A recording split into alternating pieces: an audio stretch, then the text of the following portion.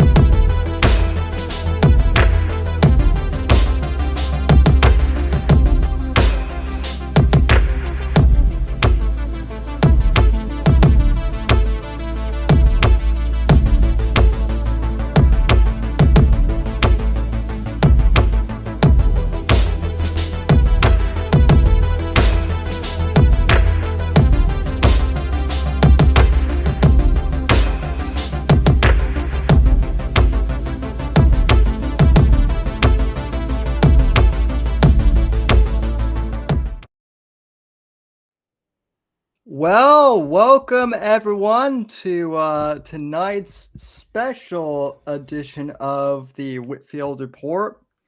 Very happy to be here, honored to be here, in fact, for the virtual launch party, or the continuation for my good friend and fellow author, Eric P. Bishop, who has just released his new book, Breach of Trust, sequel to The Body Man.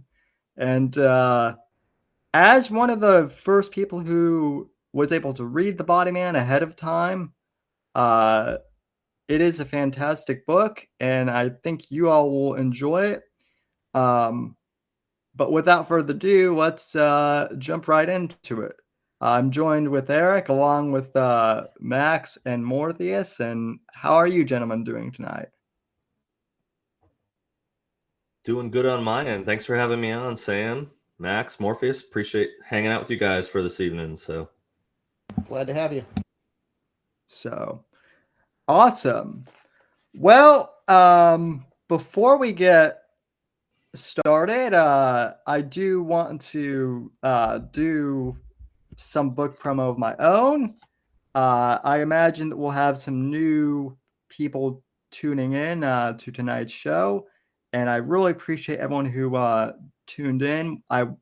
We will try and keep up with chat tonight, because I'm sure that there will be people who have questions for Eric and for myself. But before we begin, I'd like to show my own book, The Fourth Estate, which you can purchase on Amazon. It is a novella, and I really appreciate everyone who has purchased the book since its release in March. And Dogs of War will be coming later this summer, the sequel. Can't wait. So yeah, thanks to everyone who has purchase that.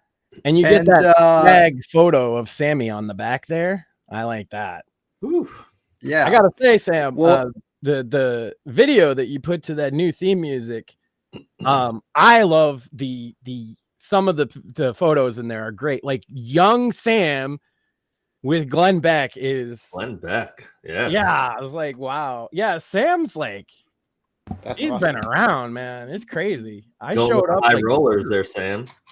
Well, it's pretty funny too, because the last guest before you, Eric, was Glenn Beck. No. Although that would be a huge. We are open to you, Mr. Beck, if you would love to come on the show. That would be a huge get. But one of my last guests is actually a fan of my work.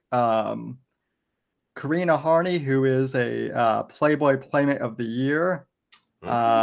And she What has was it, her own 93, 92, 93? 92. Okay. I knew I was close. She has a podcast of her own, and we've been following each other. And she actually purchased my book, and then I had her on the podcast, and she was actually we wound up talking about books and whatnot for a while. So I turned her on to your work as well. Thank you. So hopefully you've got a few more readers. I appreciate that. But Anyway, anyway, I know when you first had him on, of course, the pre-taped interviews, usually Sam just does himself because, I mean, he's good at it. He can handle that. Yeah. But of course I watch it, you know, I do a lot of the production roll around here. And I'm like, well, let me grab the book. And then there was I believe you just re-released The Body Man. And so I was like, there's my opportunity. Now, I'm not gonna lie, it's outside. I am more of a fantasy kind of guy, right? Political thrillers is not my number one. Of course, I've read a lot. You know, if you're a reader, you read all kinds of books, right? Absolutely. But that said, it not being like my genre du jour, big fan of The Body Man. It is a great book. Appreciate that.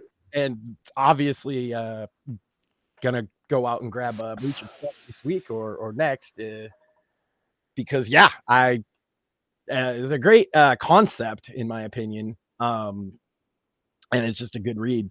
And I've been recommending it to people in my personal life too lately. I gave my copy to my buddy because he's like, "What is that?" Well, thank you. Yeah, I wanted to do something. I've read thrillers, and I mean, I started off reading the classics, even Shakespeare when back in high school, and Dickens, and just everything that you were forced to read, Victor Hugo, and but my dad actually, I give credit to my dad. My dad used to work for the phone company, and he had a lot of downtime while they were sitting inside manholes or outside manholes working on fiber optic, and before fiber optic, even that stuff. And he'd always be reading books, and he came home, and I don't even remember which one it was. But he gave me a Tom Clancy book. And as soon as I started reading that, I was just like, I need to read more of these. I was going to say that Clancy is the one thriller author that I was a fan of even in my teenage years. And I can definitely see the influence, mostly in it being very concise. Yeah, thank you. Yeah, I think your book is one of the more well-written in that you're not as wordy as a lot of people. Some people think that the best way to be an author is to just use as many words as possible. But you seem to cut through a lot of that, and I really appreciate it. Well, I'd like to say that it's intentional. I think it's because I'm getting older and my attention span has gone to hell. And so I don't want to read a 500-600 page book. I'll just skip. And so I'm like, well, if in The Body Man, the first iteration of The Body Man that was put out under the small publisher was larger than the one. If you got the one that I put out with in January, the second edition, I knocked out about 10,000 words. It was just too much, in my opinion. So in Breach of Trust was that difficult even smaller for you to cut it like that, or was that like your intent from the beginning? Because I'll tell you that I have not seen the original, obviously, but like concise was the first thing I thought when I finished it. Is like, wow, that's such a great, concise, well-told story. Thank you. So I'm just wondering, like, was taking a hatchet to it? Was it hard? Was it easy? So no, it wasn't hard, and I've not told really anyone this, so I guess we'll go on the internet with this first little, nugget of information. The publisher made a bunch of changes and even added some stuff, or just made changes to what I had put in originally, and it was too big. If anything, it grew. So when I got the rights back, the publisher went out of business. I wasn't pleased with some of the edits that the publisher made. I mean, they even changed. I caught some of them, or most of them, but they even changed characters' names and stuff. And I didn't like. like, what the hell are you doing? That's an inside joke to why that person's named that. Don't you're changing it back if you want me to like ever talk about this book. So got them fixed. But when I then got the rights back and the publisher was kaput, I didn't even touch the file that they published. I took the original file, I gave them. I had it professionally edited, cut it down by about 10%, and then that's why it went out at that way. So the changes that the publisher recommended or did with the original version only exist in the original version. The version that's behind me in the red and the colored cover back there, that's what I had originally submitted back in I think it was February of 2021. So that was my original version. So I went with, not to say I erased what the publisher did, because there's quite a lot of copies of that out in the world right now, but everything going forward is what my original vision is. And I see the question there, can they do that? That's the we'll say shitty part of publishing, is when you sign a contract, they own what you give them. Yes. Should they do certain things? No. Can they do it? Yeah, they bought the rights to your book. Will they do it if they feel like it?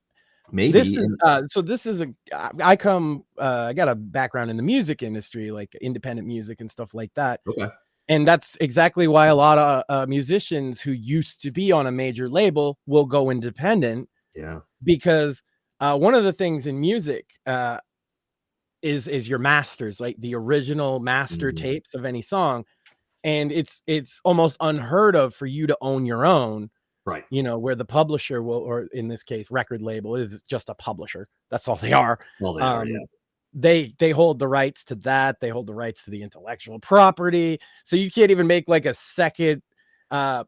It's crazy. You can't go to a new record label and then say, this is like, say you had a song called The Storm. You can't have a song called The Storm 2.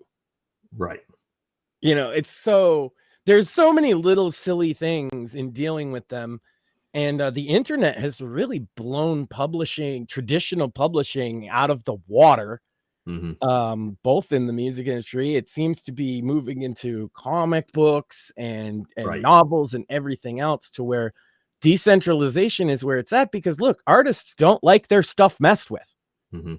But unfortunately, sometimes I will say this, sometimes big record labels make a change and it works and it's better. But that still doesn't feel good if you're an artist. Correct. I know a good amount about the publishing world, so that I can speak with authority. I know enough about the music world because I've kind of got tied into it slightly in the last couple of years in just the course of me writing the book.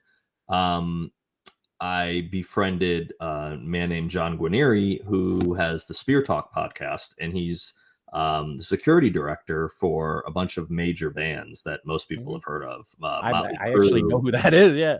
Yeah. Motley Crue, Nickelback, Shinedown. So he, I won't tell the whole story, but I got pulled into that world, and very gratefully.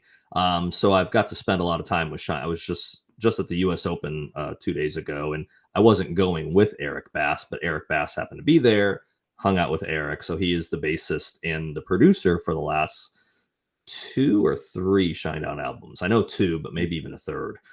He's the producer for the next one they're working on now. So I've kind of garnered some information on how the publishing world worked from sitting him in his studio, listening to his albums and stuff, and how it actually works. And yeah, it's a crazy business, just like writing. If you go traditional publishing, or even with a small publisher, but more so traditional publishing, it is a wild business. And the person on the bottom is always the artist. The music side of it has moved. It's a little ahead of the others, only because the change to like this decentralization happened first with music, I think. Right. Napster changed the world. Exactly. Basically. So now it's more set up. In the old days, right, the band would be like, I need to get signed, right? Nobody's signed anymore. Nobody is signed anymore. What they do is like Sony, Warner, all these big companies are distribution. They're not even publishers anymore. They're just distribution. Right. And so they don't sign you. They just buy your album and then they republish it. And it works a lot better for people. But again, you still end up with the master's problem. You still end up with the, Mhm. they might not be a publisher, but they will absolutely make changes to your songs. They will not release things in certain places for various reasons. Some of them are out of the publisher's hands. Even some countries just have weird laws about imports and such. Right. But it's a real hassle if you just want to make good music, you know. Yeah. And I imagine it's very similar if you just want to write a good book. Yeah. Then it's the question of how do I Yeah. get the most people to see this book? When we were in Eric's studio, he was in the course. He was might have been The Symptom of Being Human. One of their songs, he was having to remix it because he had got the request and he was the producer and he had done the mixing and everything. So he played it for us. I think it was Symptom of Being Human. That he was having to mix for the, umpteenth time, a song that had already been out on an album and out there in the world, but they were wanting a radio mix for this. And yeah, You got to shave 10 seconds off of it. Yeah. Whenever And it's like, where do you cut? Mixing and mastering and dealing with like even I mostly only ever did independent like publishers, like smaller ones like punk rock labels and stuff, but like they will be very demanding about mastering and mixing and you'd be surprised you mix, like you said, the same song 18 times because you need this one that has, let's say, swears cut, right? And then this one decided that this word that's like acceptable on every radio station except one, we got to cut that word too. And then this, it has to be exactly 10 seconds shorter because that's the clear channel, and the radio broadcast needs it to be exactly 2 minutes and 57 seconds so they can. It gets crazy. Yeah, the expectations on producers in music, I think people don't even understand how intense it can get. Yeah, I'm sure. And you want to do a good job, you know? Yeah. So I have to ask, because I was actually going back and listening to some of our older podcasts. You've also had the distinction of being on my show 3 times, which I think makes you one of the most returned guests. So I'm very. Do I get a gold chalice or something? You should. I might actually send you a mug when we finally get merch involved. I actually I did reply to your email and I sent you one back regarding sending you a copy of this. So Which the email for your address? Yeah. Oh, okay. Yeah. Yeah, I haven't looked at anything for hell today, so okay. But what I was going to ask, so when I first interviewed you were with your traditional publisher. I think you had just released the first edition of the Body Man, and then second time I had you on, you released Ransom Daughter, which I actually have that on my desk somewhere.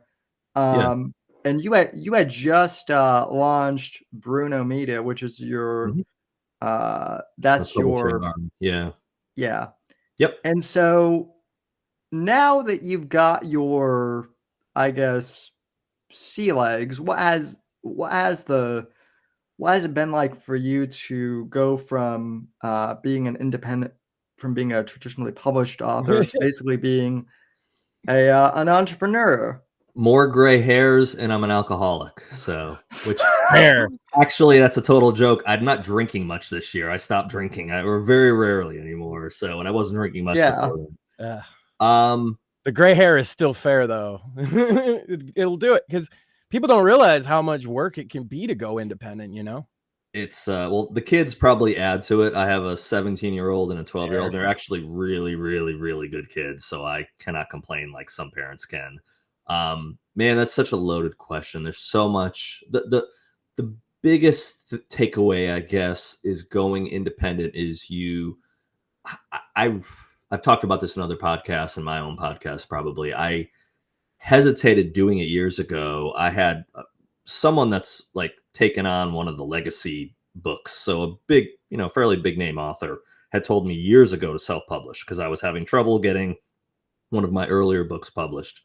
And I didn't see it as a cheapened way to be published, but I rightly assumed it's probably a lot of work to do that. And I was correct. To do it successfully, for sure, right? Like It's anybody could just put a book up, but you want to actually sell copies. There's a lot yeah, involved, right? if you want to just be a quote unquote published author and you want to put a book up, you don't need too many weeks of your life to invest into doing it. You know, you got the time to write, but the actual business side of it, you can make a crappy cover and you can use Grammarly to do your editing, and you can format it even in Microsoft Word if you can figure that part out. And you can put a book up real fast. It ain't going to sell very well. And if it's not formatted correctly and your grammar's bad, you'll sell some copies and you'll never sell another copy after that besides your mom. Yeah, that's poison. So to do it right is a lot of time, a lot of effort, a lot of knowledge, and not a little amount of money, you know, not $50. You're going to drop a couple G's easy to do one book out and do it decently well. And that's not even market the book. That's just to get all the other stuff in place. But if you do it right, and if you have a good story, you will recoup your money and hopefully then some. But if you're doing that as the author, all the steps you have to learn and all the time you have to invest, and time multiple other jobs. Yeah, I'm a full-time financial analyst, so everything I do for writing is moonlighting. And also I went through a divorce a couple of years ago, so I have custody of my kids half the time. So I also have a rule where it's got to be a very exception to that rule to work on books instead of being with my kids. Right. So for the most part, everything I'm doing, all the podcasts I film, all the writing I do, all the marketing I do, it's all on my time of not doing my 9-to-5 job, not having my kids. That's a limited amount of time. So I have to bust my ass to get everything done in that time, which it's not a complaint. It's just a fact. You have to then learn, be smart about your time, be smart about the resources, how you spend your money. These are all things that it took years and definitely lots of gray hairs to figure out. And I don't think I've figured it out and I'm on easy street, far from it. But I've learned enough that I can get things rolling, and I think do a pretty darn good job with the knowledge that I have to continue to improve. I kind of had, it's interesting because from my experience, I would certainly agree with you that yes, the challenges of being a self-published author are there, but I think for me at least, there are also barriers that aren't there. You know, like for instance, when I was starting on podcasting, you know, I started this out when I was a teenager, and I was initially trying to get into radio. Mm-hmm. No one wanted, even after like 5 years of doing a podcast and basically formatting it like a radio show, no one wanted to you know, have me. So I was, you know, and at that time, podcasting was kind of taking off anyway, or starting to as more of a mainstream format. But you know, I noticed that, you know, podcasting, I guess doing independent was the better option for me anyway, instead of, you know, going with someone who would have owned my work basically and owned my library. And same thing with the books. I looked at a few smaller publishers, and ultimately I decided to just self-publish because I figured I had done it once with podcasting, and I you know, I'm not saying this works for everyone, but I kind of was like, well, if I can replicate the skills of marketing the podcast to marketing the book, and I already have a built-in audience, then that might work. And for me, it has actually, but it might not work for everyone else. We've been using a lot of like guerrilla marketing because that's kind of my background, right? Independent music, right? So like, it's like you're saying, like the big label guys back in those days would have a PR guy and a tour manager and, you know, all these people that do these different jobs, kind of like you would have an editor and, you know, all of these different things, a publicist, and they will do your promo and all that. But when you step into the world of independent music, you kind of, not only do you not have all of that, but you're actively fighting against them.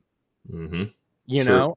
Yeah. And so the 90s, 2000s method that I'm traditionally familiar with is flyering. We call it punk rock DIY mentality, right? Like you get out there, you're handing flyers out in a parking lot for your thing. You're, word of mouth marketing, because these are, effective. Maybe not as effective as the mass communication that we don't have, but it's something that people can do individually. Right. We've been using a lot of those principles, and it's amazing how they work well on the internet. Yeah, 100%. Yeah. I mean, I think, the other thing regarding like, marketing and whatnot, like it's been wild because the first time I talked to you and you were, discussing the Body Man, I remember you saying, well, I just hope someone reads it, reads the Body Man. And then fast forward, to now, I believe, I know you're in the top 100 for sales on Amazon, but are you in the top 50? Did I read that right for thrillers? Well, so you've got to look at the Amazon charts as what they are. They're an hourly compilation.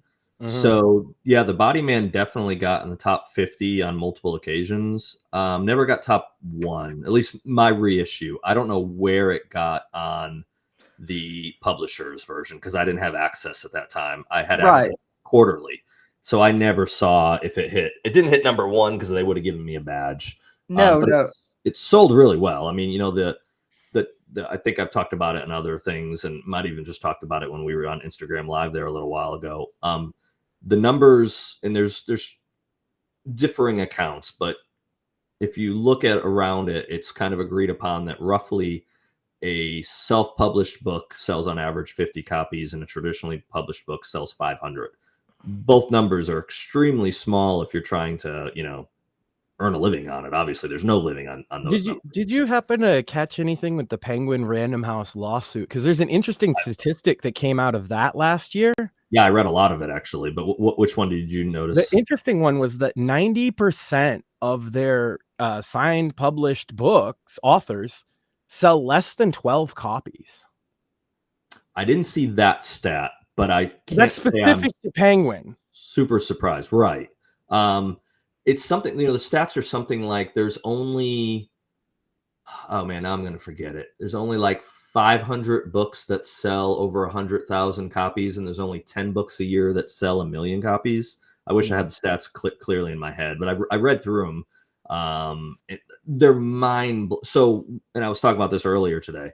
What that tells you is the top couple percent sell almost all the books people read around the world. Right. Or around, or at least the United States, I guess you could say. And just for Penguin, it's the top 10% sell all their books.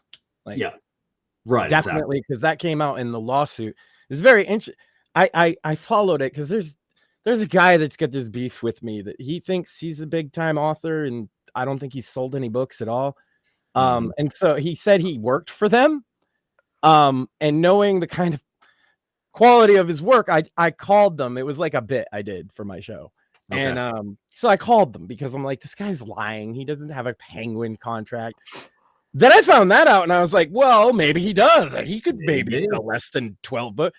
But no, they might have given him a book advance too, and it might not have been might not have been $500 either. I mean, they referred me to the legal department, but that's of course it did. Well, they can't. You can't disclose that stuff. So no, they told me he's lying, and they referred me to the legal department because they were worried about that. Oh, gotcha. Okay. Well, the truth is, the big houses typically give advances, and the vast majority, not all, but the vast majority of books never earn out their advance, which means they give you, I'll make up a number. They give you $20,000 for a book advance. And I'm just making that up, but let's just say you get a $20,000 book advance. Well, if you don't earn that book advance out, which means you don't sell enough copies to earn what your percentage would be to equate to $20,000, you never see another dime for that book. Right. Well, even if it was $20,000, In this day and age, and even years ago, but we'll just say 2024, you might be able to fill your gas tank up. A year is about all you can't buy groceries, that's for sure, because not in this economy, not in this housing costs. So yeah, I mean, how do people survive if and that's the dirty secret as well. And that is, okay, you sign a book contract, they don't give you $20,000. They'll give you a third when you sign the contract. And they might give you the second, and then they might give you a third when your book is approved, and then you get your third when the book publishes. And then if your next book's not coming out for another year or 2 years, and that's if you get advance on the next book, if you don't sell enough to pay off the advance, you might not, right? It's like exactly. So there was an author, and obviously I won't say who, but their first, I'll use the term there, so I don't say if it's a man or a woman, but their first book sold really well, like solid numbers, enough that everyone's getting fed. Second book didn't sell as well, but it sold good enough that they gave them 2 more books. Third book sold even worse than 2, and of course, as you can tell, fourth book sold worse than 1, 2, 3, and 4, or 1, 2, and 3. So guess what? Contract was over. Their name was mud to that publisher. You lose your chance, because you're better off to start low in the publishing world and work your way up to being the big dog. If you start the big dog, I know of someone personally, and it's on social media, so it's not, it's common knowledge that this person has gotten multiple 7-figure deals for books. That's a lot of pressure, because man, if those books don't each next one deliver, they're not, now maybe that's fine because you've got enough money in the bank that you don't have to ever write again. But even that's not FU money at that point. Right. Especially if you go live out in California, that's, you buy a condo and gas and some food and you're broken, 2 years, you're on the ESPN 30 for 30 special, basically. So. Well, and, I would be remiss if I didn't mention that I'm wearing the hat of Mr. Jack Carr, an author who you and I both admire. And in fact, I think I met you initially through his fan group on Facebook back when the Terminal List was like, I don't even think it had come out yet, but there was already a fan. There's already a fan, yeah. Group. Back when Facebook groups were useful. Yeah. Well, the reason I bring that up is because, he still works hard, even though he's one of the top, authors. Yep. I know that Rogan's helped him out a bit, but he has said recently too that one of the reasons why he's able to kind of do more with his podcast and pursue other ventures now is because of the Amazon TV show deal. And a lot of authors have also said that Hollywood might butcher some of their stuff, but they'll still take the check because it's often worth it. Yeah, it's right. I mean, getting paid twice off of the same piece of work is a good thing. Yeah. Yeah. And I know some authors that won't sell their rights because Hollywood offers them so little money, and you sign on the dotted line, you've got, we'll just use me as an example. You've got the Body Man, you've got Nick Jordan. Hollywood buys the rights and says, we're not going to keep him as the person that's protecting the office of the president. He's going to be keeping the secrets of the FBI in check, and we're going to make it a woman, and we're going to make them whatever. We focus tested it, and we're going to change this, and this, and and they can. The music. So that character you created for years is now completely changed because Hollywood decided. So I won't say who, but I know a very New York Times bestselling author that personally knows has told me that they won't sell their rights because of that. It's not enough money to give up the. And then you're permanently associated with that awful version of your work. The musicians all the time. Maybe it's not a bad version of the song per se, but what ends up happening is they do an ad, and this was a big thing in the punk scene in like the 2000s. Is some of them were like, well, we need to get paid, and then others were like, that's sellout shit, whatever. The ones who did, they got paid, And Right. then you will notice that now their song is associated with the product. Yeah. Right. And it completely strips away any meaning that they had to this, because when people hear it now, they think of a Toyota commercial or whatever it might be. Yep. And that sucks, especially if that song's your baby or the book is A your good baby. story on that is I went and saw U2 at the Sphere. Took my son to Vegas last fall. An amazing weekend, amazing experience. My son Sounds got like a fun show. Bono came in the crowd, and my son got to grab Bono's arm. Like one of those, like, you can't script it better. Well, I've been a U2 fan since I was a teenager. So how dare that kid get to touch Bono's arm and I don't? I mean, my God, first of all, but no. But the story behind that is they had an offer for, man, I'm going to mess it up, 20 or 30 or 40, like millions of dollars. One of the car companies wanted to use Where the Streets Have No Name, I believe is what it was. And fortunately, they were told, yes, you can take the money, but I forget who even had mentioned it, but forever that song is going to be heard as a Chevy jingle or whatever car company it was. And they wisely is like, you know what, we don't really need the money and we're not going to do that.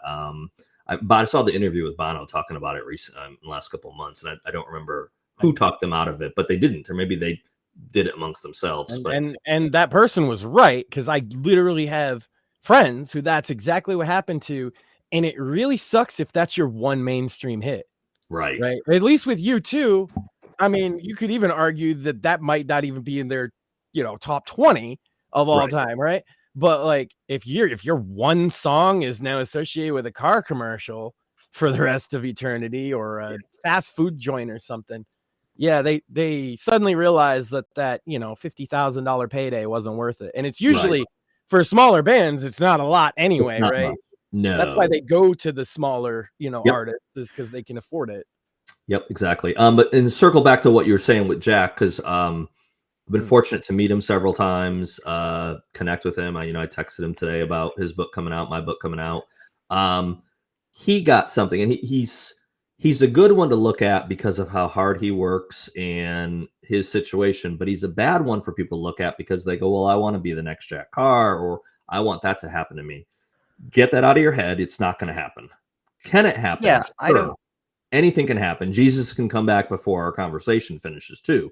But the reality is the deal he got and what's happened with him is so rare. So he has an opportunity where Chris Pratt, his production company, buys the rights for his book and then makes him an executive producer and working on the scripts. Clearly it happens because it happened to Jack, but that's so far from the norm. So that's how Jack's able to make sure that that production company doesn't come in and totally screw up James Reese and his character, because he's part of it. Normally, the first thing they do is give the author money, and the contract says goodbye, and you don't even go to the premiere if you're lucky, So you're out of the picture. It might not be the movie, but the author famously of The Witcher, the book, I forget his name. He's a Polish man.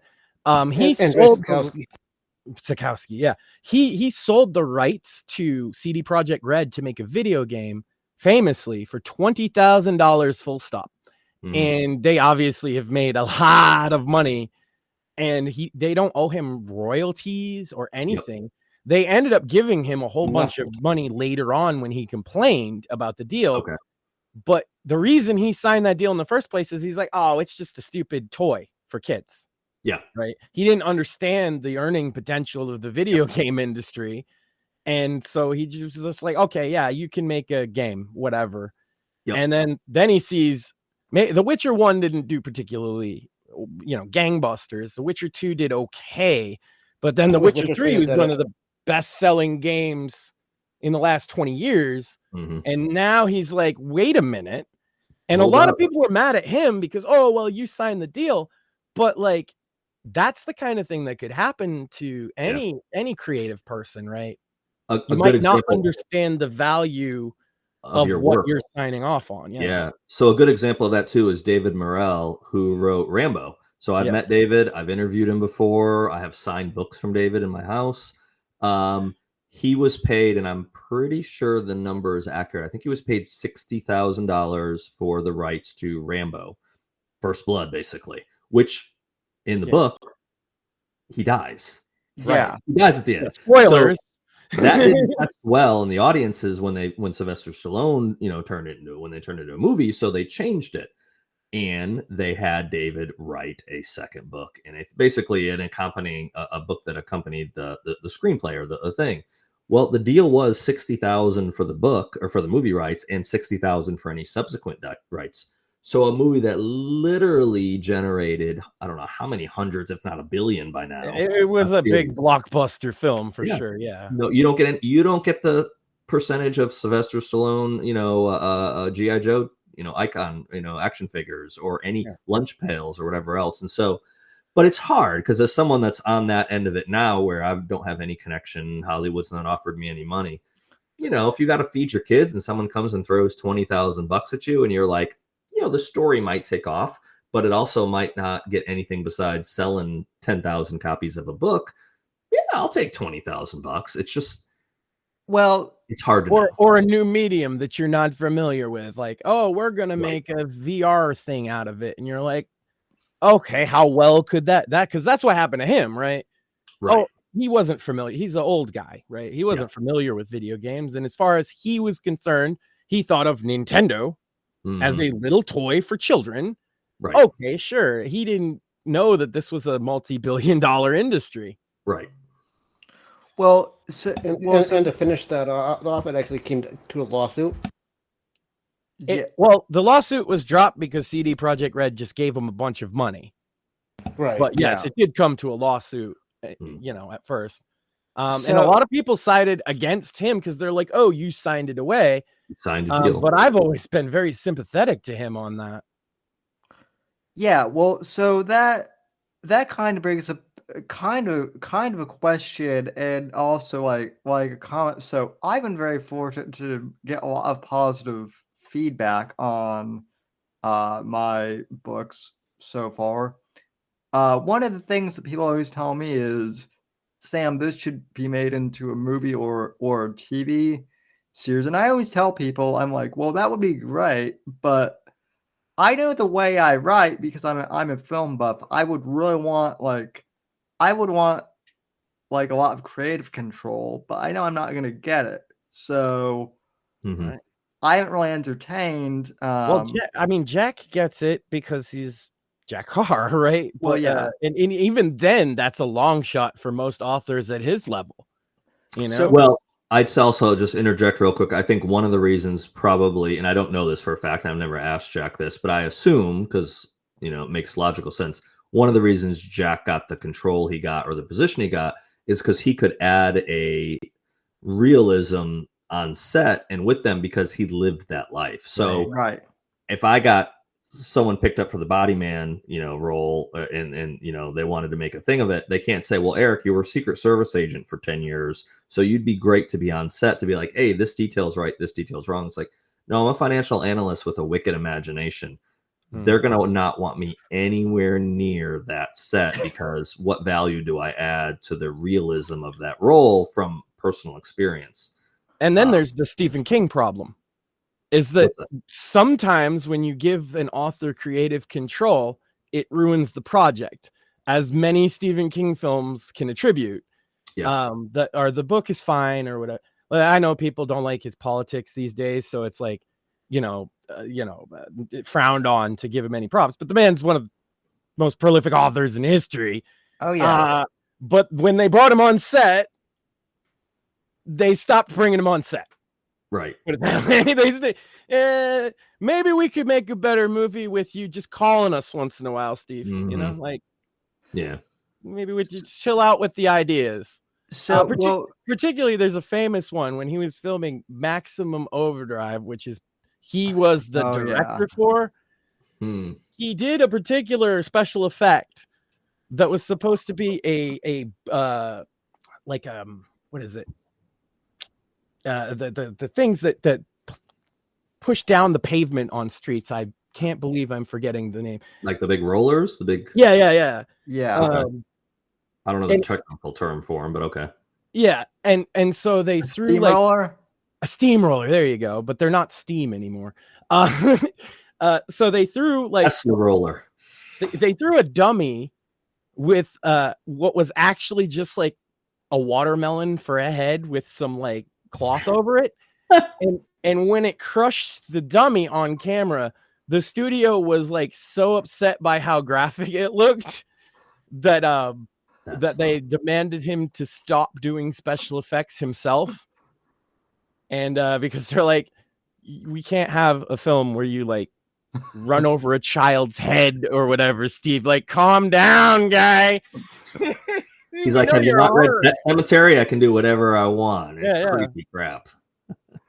But after like 4 or 5 films with him either in a production role or creative control role, not only them, the studios, but also Stephen King himself was like, I shouldn't be involved anymore because I'm actually not adding anything. Yeah. Because the story, you can read the book and you get the story. And so like you're saying, that's not adding any like actual insight to it. And then what does he do? Well, he's an author that lives alone and drinks or whatever.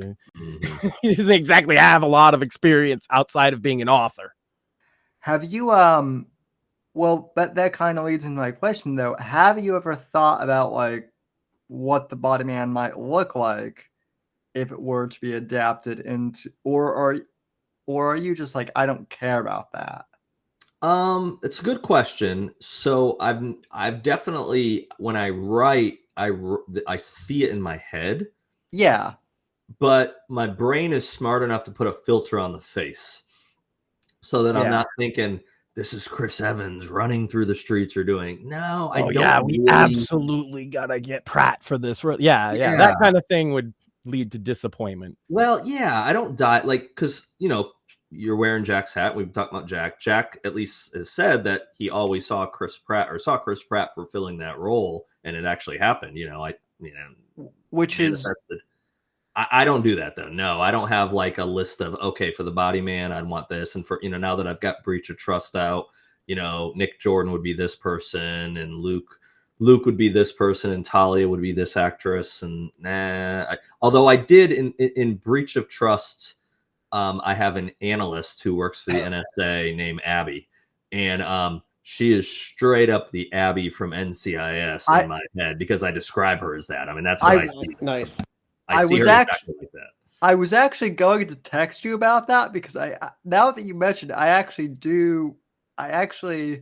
remember reading that part in Breach of Trust, and I was like, because I've seen that show, and so I was like, I haven't watched it like 10 years. No, it's the most memorable part of the show, to be fair. Yeah, I haven't. Correct.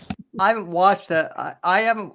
Apparently, like Mark Harmon has left, but they still have it on, and I'm like, why? Crime procedurals, to be fair, you could do forever.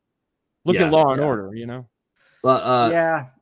Who's Michael Weatherly? What was his character name? Denozo or what? Denozo. So Denozo and Ziva are having their own spinoff. I just heard recently on Paramount Plus, and they have a kid, I guess. Apparently. Yeah. And I'll probably catch an episode of that and see if it's any good because I liked Ziva. She was a good character, and I don't know. I stopped watching. Something had to go when I started writing in 2014, and I didn't stop 100% watching TV, but it became dessert every now and then to turn my brain off. And even now, I'll get binge watching something, and then I'll be like, dude, you just got to stop because you got so much freaking writing stuff to do. So I keep it limited. I normally keep it to like Friday or Saturday night. Now I'll watch something during dinner if I don't have my kids, but I'll watch like a documentary, a sports thing or something. I watched the OJ thing about a month ago, like the ESPN 5-part, 5 hours on OJ. I've been meaning to catch up on that. Yeah. Let me just tell you something. That man did it. Oh, if there was any, we knew that ahead of time. But if you watch that documentary, they're like, there's zero chance that he could not have done it after watching. It's wild to be like the freaking shoes. It's well, listen. I mean, my favorite is the Oscar-worthy acting of the century. Like, oh no, it doesn't actually fit when it fit. So I'm a good father. I've got my kids watching Seinfeld now, and so there is they have their own Jackie Childs. They have their own version, basically, of OJ's lawyer, which is totally great. And so recently the episode came on with Sue Ellen Mishke, where she's with the braless wonder, where she's walking around with the bra. And of course that leads to the car accident, all this stuff. And then, yes, at the end of the thing, he's like, If- you know, they have her try the bra on over her shirt, and of course it doesn't fit. And of course my kids are, and I explained to my kids exactly. I said, this is a total knockoff on the O.J. Simpson trial, and I explained to them. They're like, oh, okay.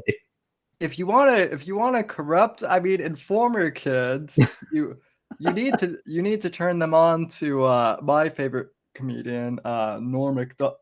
I Yeah. basically Just I just I an basically hour learned- compilation of daily the weekly update with Norm Macdonald ripping on OJ. That'll inform I anybody. have seen it. I have seen it. No, I haven't That- showed my kids. that was how I wouldn't either. that was basically how I learned about the OJ trial, though, was just from watching Right. all those Norm segments all over the Yeah. years. But no, it's interesting because you don't watch TV all that much while you're in the writing process. I do, Mm-hmm. but then what I always do is, this is just how my brain works. Whenever I'm watching something, I'm like, oh, that I can, that would be cool to base a scene or adapt things off Yeah. of. So I write very cinematically, I guess, as far as like picturing. I'll concur with that assessment. Yeah, Yeah. it's usually very visual. Yeah, Absolutely.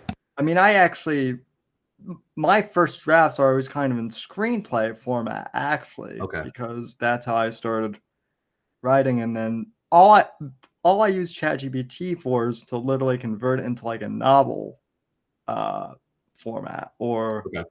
a novella, and then I'll have my editor go over it. So, but no, that's partially why I wanted to ask you about, have you ever thought about like adapting it, because I know some authors have, and like that's their entire reason for writing, and others Mm-hmm. are like you and I are just fans of the genre. I think. I'm certainly open to it. So I was at Thriller Fest back in 2018 or 2019, and George R.R. Martin was there, and I was actually I was volunteering that. I volunteered every year. I did Thriller Fest in New York, and I was on the security team each year, which was, nothing glamorous about that. You're just like standing there and helping people find stuff. Well, when George was there was not security risk, but he actually needed someone with him like all the time. And like even there was this one time where they had me stand behind George to the side of him at the table and said, don't let anyone go behind him. And I'm like, can I have some information? Why? And they're like, he's afraid and concerned people will come behind him and try to clip part of his hair. And I'm like, well, that's a weird fear. But it's Where'd it a come from? grounded one for him. Yeah. So the story behind that was people would actually go and do that to him, and they would try to make potions out of his hair. Like, wow. So Or just a keepsake or whatever weird fascinating. thing. Yeah. But that leads to one of the interviews he gave that I was, in the room for doing security. They asked him about, what he thought about fame and fortune. And basically, he said, fame, you can take it. He goes, but fortune's great. When they pull a dump truck up to your house and dump cash into your driveway, which obviously is being, joking about it. But, and so I think a lot of people have that same mindset of, hey, if Hollywood came and there was enough dollar signs there, and, it could, again, it could change things. I was at the U.S. Open this weekend. Never been to a U.S. Open before. I've been to professional tournaments before. I've played a couple courses that are where they have PGA Tour events. So I've played some nice courses. I've been very fortunate in my life. But several years ago, in the past couple of years, they've had this big debate over live golf versus the PGA Tour and the Saudi money and all that. And of course, at first, and I have friends very passionate about it. Man, screw Phil Mickelson, and I've met Phil Mickelson. He's a really nice guy, at least to me and my son. But screw these guys that have left and took Saudi money. Well, then a year later, all of a sudden, PGA Tour goes into a contractual agreement to possibly join with Saudi money. And well, the money was dirty when they were getting it originally. Now it's not. If the PGA Tour gets it, it kind of is interesting. But why did those guys go to live golf? Well, they claim because they want to grow the game and the different format, and that could be part of it. But again, if someone throws $150 million at you, that's life. That's legacy money for your whole family. Yeah, that's generational wealth. Generational wealth, exactly. That's Yeah. a better term for it. So yeah, Hollywood throws enough money at me, I'm going to entertain the thought.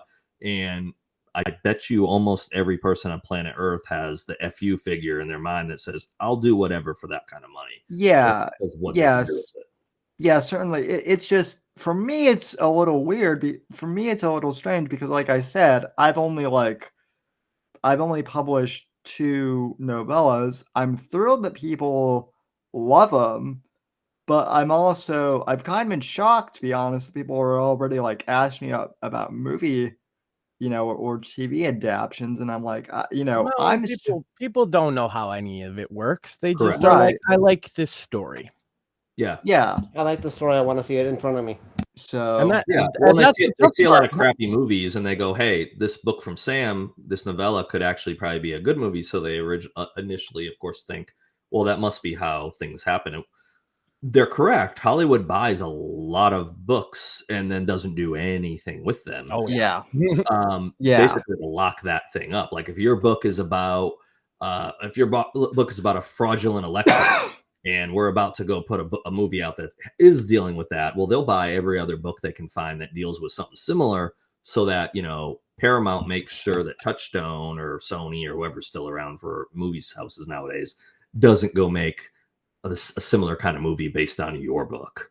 So I mean, that was again a similar thing to how they used to sign bands. Anybody that makes a little wave that might be, potentially be in the same genre, like, oh, we're trying to push Led Zeppelin, right? mm-hmm. Any hard rock in that genre artist, doesn't even matter the quality, go out and sign a bunch of them, so that we're gonna bench them. We're gonna keep them off tour. We're not gonna have them produce an album. We're gonna put them, and then those competitors are just gone now. The big label has them. They got their 50,000 advance or whatever. Maybe they can recoup it, and they get like a 3-album deal, and then they're given nothing but problems on making the second and third. Yeah. Well, Just to lock them up. Just like you said, just to lock them up, not because they want to do anything with them. They have no intention. They don't even listen to the music. I am sure Hollywood buys a whole bunch of books they don't even really read. Yeah. And they're just like, we can't have this because it's so similar to something we've got. We don't want the competition. We're not going to make it, but we're not going to let anybody else make it either. Right.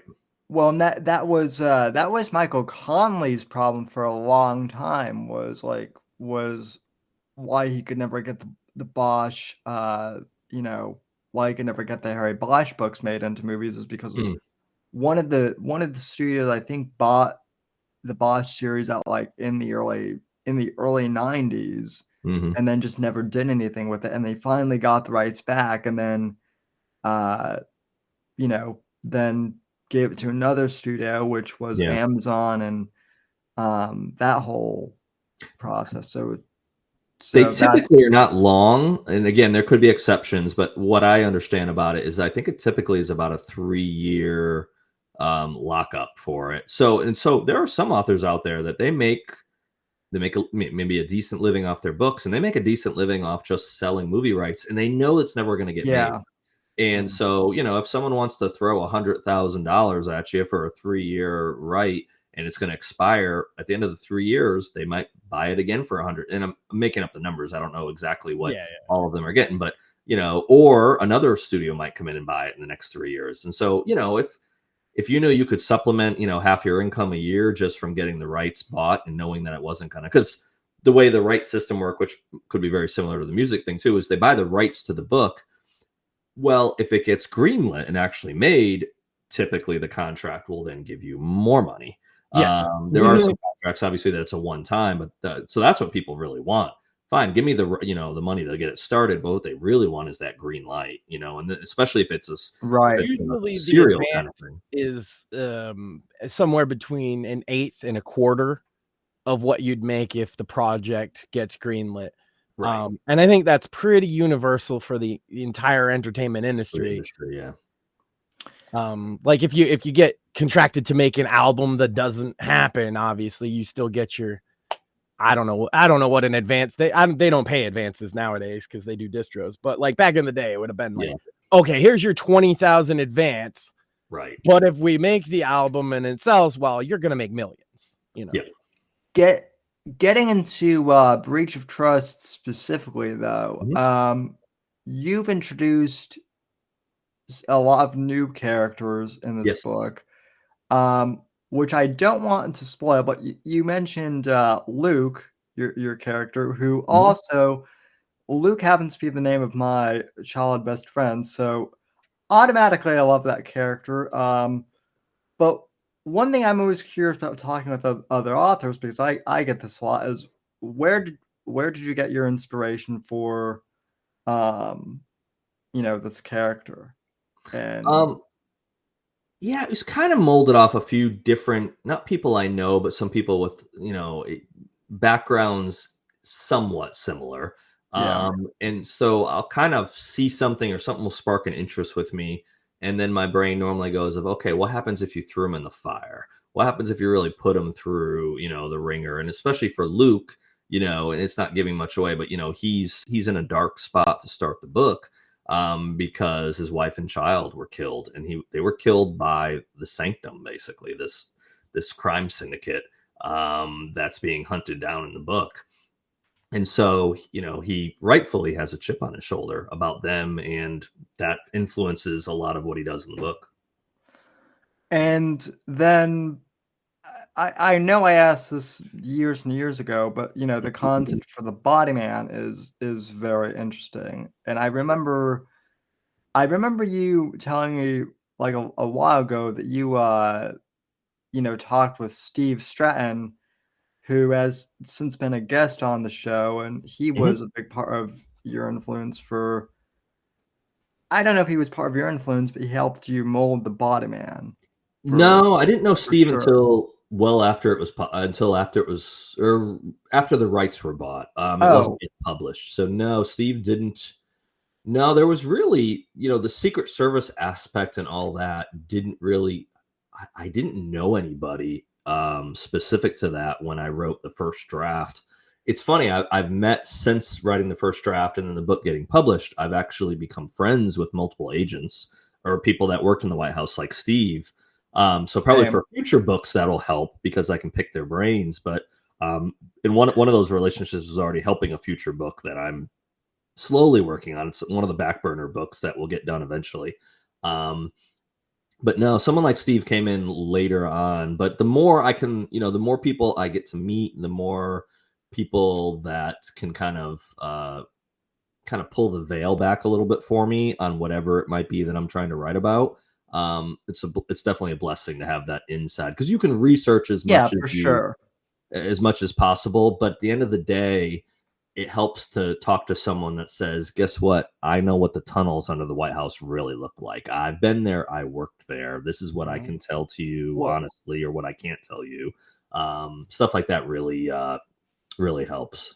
Well, that's in Steve's case, he's just an interesting guy all around too. I find, definitely led a very interesting life. He has.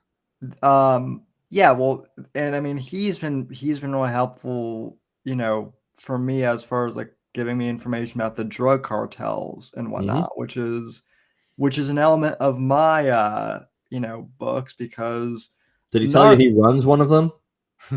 No. Oh, that's not common knowledge. Oh, scratch that. Sorry, Steve. Just pay me that money and I won't say it again on the next podcast. No, but it's interesting. He actually riled up our audience a little bit talking about that, because he was talking about the cartels specifically, right, and fentanyl problems and how he might combat the issue. Okay. And they heard it as like drug warrior bullshit, and they were like, because they didn't really listen to what he was saying, I think, because they're like, oh, Max, occasionally you're smoking pot on the show. How could you stand for this? And I'm like, because I listened to what he said. He he actually said later on, he even clarified that he prefers it to, marijuana specifically to be legalized here because it gives the cartels less power. Yeah. Yeah. I'm in Massachusetts, of course. Massachusetts, one of their rules is you could only sell it if it was grown here. Interesting. Okay. Now, granted, obviously, there's it's not black market. Technically, it's gray market now because it's legal. There's obviously shit that comes in the old-fashioned way. The green market? I mean, come on. What in the world? I mean, yeah, it's... Well, that's... Well, no, the green market's perfectly legal. I love going there. It's interesting because I'm a freaking finance nerd to some degree. So I'm sitting there talking to the guy that runs the place about building it all up. Like, how was it jumping through all these hoops and trying to build this industry? And one of the things that was funny is he's like, they thought we couldn't supply enough. okay. Right. And the reason being is they thought we couldn't grow here in Massachusetts Because of the climate and stuff. Because of the climate. And he's like, I grew for 20 years before it was legal here outside. So yeah, no, you can do it. You can do it. Because they're the only one, I guess, in the state that does outdoor groweries, they friggin' they're now like the McDonald's of this place. It's great. Yeah. It was a smart idea. Who would have thought that, well, apparently somebody that's been doing it. Mm-hmm. Of course, I don't think he told the regulators that, but he was certain that they could grow it outdoors. Actually, they arrested one of his business partners because it's like the old, I don't know if people know about this, but the old tax or machine gun, the machine gun stamp or the marijuana stamp act, right? Mm-hmm. And this was an old timey FBI gotcha thing where to get the stamp, you have to have the thing, but having the thing without the stamp is illegal. So if you go to get the stamp, they just arrest you. Yeah. And so they basically did that to one of these guys because they're applying for a legal, business under the new laws. But they found some legal loophole. They dragged the guy through the courts, and they were like, "Oh." The other thing, Sam, I have some big news. Speaking of that, is I am no longer an outlaw in Maryland for a marijuana charge I caught in 2009. So you're reformed now is what you're saying. No, I'm not reformed. I'm pardoned. Nice. Oh, I outlasted them because I told them we were driving, we were going to a concert. Sorry, not sorry. And he park ranger caught us actually, and he was very excited. Apparently doesn't make a lot of busts, right?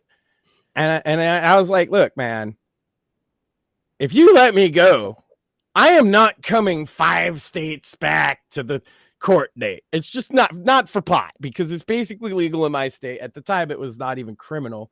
Now it's legal, but I was just like, yeah, my state doesn't care. So they're not going to send me back here. So I don't know what you intend to do. You should probably just keep me, I tell the guy. You should probably just hold me. And he let me go. And it's been 15 years. And now that they legalized it, they're expunging these your statute of limitations, whatever is done and everything. So, which I think is good. I think, especially retroactive. See, my state hasn't done that actually. Retroactively, if you're going to make it legal, let people out. So you still have people in Massachusetts for marijuana charges, and it's been legal, completely. The warden could be legal smoking on their break, basically, and going in and seeing the guys and, hey, dumbass, enjoy your 12 more years. I'm got some bud outside right now. Thanks. That's wild. Yeah. Now, granted, there's always people they got other charges and stuff. Yeah. But I mean, if there are people in there just for marijuana, come on, guys. If it's legal, just let them out. We got better shit we could be prosecuting these days. Yes. Well, yeah. I mean, obviously fentanyl is a much bigger problem, in my opinion. Mm-hmm. Oh, and Max, fentanyl actually plays a role in one of my future books at some point. So just don't do the thing that they do where you pretend that touching it can kill you. That's the Because like people believe that, right? That if you touch fentanyl, you'll die. That's not true. Yeah, no, I've been Not I've that it's been- good. Not that it's good to touch it, okay? But there's been this myth, and I hear it come up, especially around Halloween time, and they'll be like, oh, they'll put little kernels of fentanyl in the candy for the kids, and then the kids will touch it and die. That's not how that would work. It wouldn't actually work like that. Now, that wouldn't be good if they were putting fentanyl on fucking candy for kids. Don't get me wrong. Right? But you don't need your kids to wear gloves to handle the candy. And like, because I've seen it in a case, this was very funny to me. They believe, like law enforcement, some law enforcement officers believe that myth about fentanyl, right? Because maybe they haven't been trained about it. I'm not sure why. And so they'll be on the street and they'll touch something that they think is infected with fentanyl. And you'll see the cop literally flop to the ground and like have a seizure or whatever. But it doesn't do that. That's not how it, you know what I mean? There's many videos of this. And it's completely psycho. It's not that they're faking it. They're not faking it. They believe that that's what will happen. And so it's essentially like a panic attack, right? And so if you put fentanyl in the book, I just want to correct that one, because I think that one bit of misinformation about fentanyl has people more scared of it than they should be, and they should more be treating it like all the other drugs. Maybe just a bit more dangerous than other drugs, but yeah, it's certainly it's more dangerous than heroin, for example. But I just find being able to connect with all these, and I mean that's the other thing I kind of want to get into too, is you've now ventured into podcasting as well, Eric, and you interview a lot of people on A Tale of Two Scribes, and how did that come about? Because I know I had been pressuring you to get into podcasting for a while. And then John Grunieri, I guess, got his hooks into you. So how did A Tale of Two Scribes come about? So I was involved in a podcast about 4.5 years ago, I guess. It was when I was going through my separation divorce, and it just wasn't a good situation in life at that point. And the podcasts really interfered with writing with my family. And so I dropped out. The other guys kept doing it. I always enjoyed it, or parts of it. But I also knew how much work it was and what's the benefit of it and all that jazz. And then, just meeting John through writing and having me as a guest on his Spear Talk podcast, and then us starting to do some ventures together in the writing world and doing the Shinedown stuff and all that. I just, in my conversations with him, I knew he was wanting to like kind of grow the network of Spear Talk. So he was wanting to bring on other shows under the Spear Talk umbrella.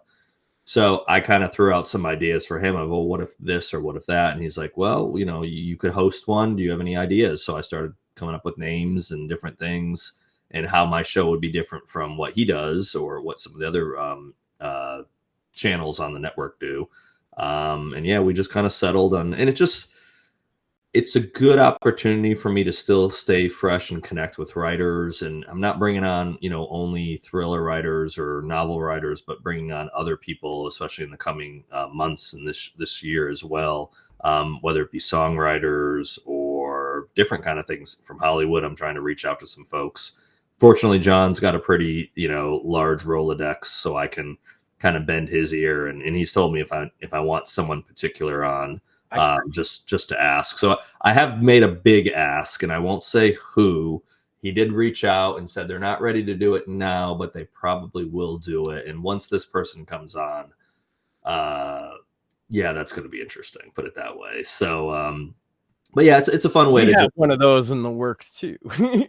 Yeah, it's a fun way to connect mainly with people. And I haven't been going to many book conferences the last couple of years, mainly because of family. It seems like Thriller Fest or Boucher Con, when they roll around, it ends up tending to be either interferes with my work, my 9-to-5 job, days I can't take off, or especially it's a bunch of them have been happening on weekends. I have my kids, And so that's kind of a non-negotiable. I tried to get my daughter to go to BoucherCon this year in Nashville, and she had no interest to do it. So no BoucherCon this year. Priorities are priorities, right? Yeah, no, I writing is very important to me. I love getting together with other writers and talking shop, but none of that stuff holds a candle to my kids. So if and they're also of the age too, where my son will be 18 in January, so he's virtually at an age where he could be out of the house sooner rather than later. My daughter won't be far behind that. She's younger, but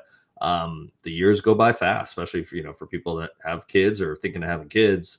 It is a blink, and all of a sudden 5 years went by. Crazy to think my son is going to be 9. Yeah, like I remember holding him. You know what I mean? It's right. How did this happen? Where did How the did that time happen? go? So it's one of those good lessons to me of just try to focus, especially after getting divorced. That was for me the hardest part of. It sounds bad to say it. The hardest part of divorce was the kids, but I think my relationship had gotten so bad that once that was officially separated, yes, it bothered me. But the thing that really bothered me was all of a sudden you don't tuck your kids in every night. You don't know where your kids are half the time, who they're seeing, and their mother's very responsible. So there wasn't a concern of that necessarily, that they'd be in harm, but you still don't know. You don't know what's It's not like Right. it's a bitter situation. You're saying it's just not fun, even in the best case scenario. right, exactly. So that was a hard. So all of a sudden, you go from literally their whole life being there. I traveled some for work, but I didn't travel a ton. And you're there on average every night, and all of a sudden, your kids, you see them 12 nights a month. That was the hardest thing I've had to do in my life, is to adjust to not seeing them that often. And then you figure it out, you adjust to it. And but so that time with them now, long answer, sorry, is it's precious. So nothing interferes with that, basically, or very, very few things will interfere with that at this point. Just from the outside, it seems like you're very active and involved with your kids, and that your divorce didn't really affect your relationship with. No, that. yeah, no, it really didn't. I'm sure there was, it changes that dynamics, but we had a situation where our marriage didn't work, but we had really good kids, and both of us had we put the kids in the correct place, in the sense of do the best we could for them once our relationship was over, basically. Yeah. And so I think they get really good quality time with me when they're with me, and I think they also get really good quality time with their mom when they have her. So yeah. And I don't post their pictures very often. I didn't at all for a long time. Partly that was at the time when I was married, that was my wife's request. And then also, I know there's a lot of sickos out there, so I didn't want pictures of my 2-year-old and 3-year-old and 4-year-old out there on stuff. I do post a picture here and there, but I try to keep it pretty limited now. But we do a lot of stuff, and that's just me wanting to go out and enjoy life. I have a lot of interests. I try to figure out what their interests are. Sometimes I make them do things that they don't like, of course, but especially the travel side. Like I took them to Yosemite last summer. I'd been going out to California a lot over the years for work. I'd been to Yosemite, I think, 4 times before that. And so that was one of those bucket list trips of before they're grown. I want them to see that's where I finished my first novel, was sitting in Yosemite. I wrote the last 2 chapters of my novel sitting there and just in Yosemite for a day. Wow. There's a national park out here that I grew up going to, right? And now I take my son there. We're actually going the first. Okay. Yeah, you definitely you find these beautiful nature spots. And this place, it was it's just such a beautiful place for Massachusetts, Mm-hmm. pretty urbanized, so the nice parts are stand out. And it's rewarding to be able to kind of take that and show this beauty and wonder to your kid. And I grew up in Connecticut, so I know the area pretty well. So I spent a lot of time in New England, obviously growing up in Connecticut. So yeah. Oh, Oh, that's right. You are from Connecticut, then. Connecticut. I'm not a masshole, but You're I almost a New Englander. No, I'm just kidding. Well, no. Yeah. What, We're just the rich side of New England, You're- Max. We're just where all the money is, which is funny. Exactly. Well, it's like to It's funny. New people Englanders, talk you're that, but you're it's- basically New York, and to New Yorkers, you're New England, right? yeah. And what was funny is Connecticut, Can't at confirm. least for a while, I think still does have the highest per capita income. That's only because of Greenwich area and Stamford down there. If you look at the rest of the state, they poor. It's the Is there same how with much money? Mass. It's all Cape Cod. Yeah, It's Cape exactly. Cod. That's Yeah. where the money's at. Right. well, Which Well, I what grew up on Cape Cod, to be fair, not with money, but my granddad, stayed there. But yeah, Well- that's where the money's at. The rest of and Boston, a little bit of Boston. what I was going to say to that though is, and Max can attest to this. So I've actually, I've had both my books turn into audiobooks Yeah. using the Audible service, which You I got think. the voice of the Huskies. Well, that's where I was going to go. I got the voice of the Huskies, Doug Green, who I didn't know who he was at first. I just thought he was a cool, voiceover Mm-hmm. guy. He actually, I posted the manuscript for Shadows of Deception, my first novella, on there, and he actually read for it and made me an offer to do it for free, but with a royalty share. Okay. And so I liked his voice, and he did a great job. And then Max was like, you got the voice of the Huskies, and I was like, no. I was like, yeah, he's like a radio legend around here, like. So again, I'm thrilled that a legend like that thinks that my writing is good enough to, Mm-hmm. He So, nailed it too, by yeah. the way. It's he's so good. he's absolutely nailed it. So, but again, that's just, being an author for me. I don't know about you, but it's definitely changed my life for the better, I think. Mm-hmm. And It was just a little more than a year ago you were considering it, right? well, I've been writing stories for probably 15 years now. But like, I finally decided to publish it just because, honestly, I was, the whole reason why I've published was because I was sick of all the people complaining about James Bond and how woke or unwoke it's become. So I'm like, well, I've had this Bond-like character living in my head for probably ever since I was a teenager. So I'm finally going to put this thing out there and see what happens. And sure enough, it's worked out well so far. Not only for the book, but for the show. Like the whole, you mentioned, your podcast network was expanding. I mean, we're doing that as well. We just added a show that's primarily game related stuff. Morpheus is actually on that. And my wife and her friend and another friend of the show, they're doing a women's show, like married women.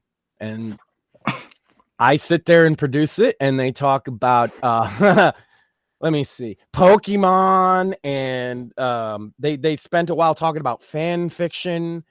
Okay. And they're having a blast. And my God, their first month they got more views than us. Yeah, women, I tell you, that's how that works. Well, yeah, I mean that's it. I don't count Spotify for that though, because it wouldn't be fair.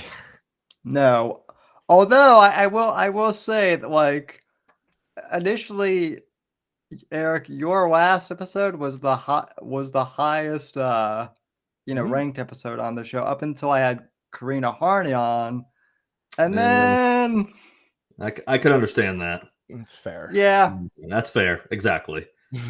Yeah, I did want to answer. I saw one of the questions earlier. We've been talking, but what made me want to write? Yeah. Honestly, this is what I was put on planet Earth to do. It took me a while to figure it out. I just happened to pick, or destiny or fate, whatever, or dumb luck gave me something that I'm supposed to do. It happens to be one of the hardest ways to make a living. So, but yeah, I started writing in college, poetry actually, and of course then I read a lot. And I think what you see with a lot of writers is almost always, it really, actually it's not almost, I think it is always, if you write, you probably read a lot, and you have to. So I read Yeah. a lot, and I thought at some point I finally got to the point I was like, not that I had the confidence that I thought I could do it, but that I should do it. And so I started in college, and then after college up until 35, and I would just randomly write some stuff. I would sometimes write 5 pages of something. Sometimes I'd write 50 pages or 100 or 150. But the only thing that linked all those things together is I never finished them. So in 2014, I think I started my early midlife crisis. Probably marriage was already starting to have some issues. Just had my daughter a few years before that, and I hated my job. And I think I just hit that spot of, what do you want to do with your life? And so I'm supposed to write books, and so I put a lot of effort into figuring out what I was going to do, and planned it for a while. But then I wrote my first novel, and I've known for a long time that's what I'm supposed to do. It's just now I'm in that phase of, how do I make it viable, and can I make it viable to one day I can give my notice and not be a financial analyst anymore, just be a full-time writer. And again, that's an extremely difficult thing to achieve, but anything is possible. What was it about the thriller genre in particular that like drew you to write in this genre? Well, I think I read a lot of it, first of all. I watched a lot of action movies growing up, Same. Stallone and Van Damme and Schwarzenegger, and, you name it, Mel Gibson. Yeah, I was a child I grew up in the 80s. So I grew up with a lot of those 80s movies. And I think that's just always where my interest and passion lies where, action, wham bam. But my books actually don't have tons of. It's weird because I actually then got to a spot where I was reading like Vince Flynn and lots of other authors like that, Yeah. and I got to the stage where I didn't like the fact that the Mitch Rapp characters or whoever,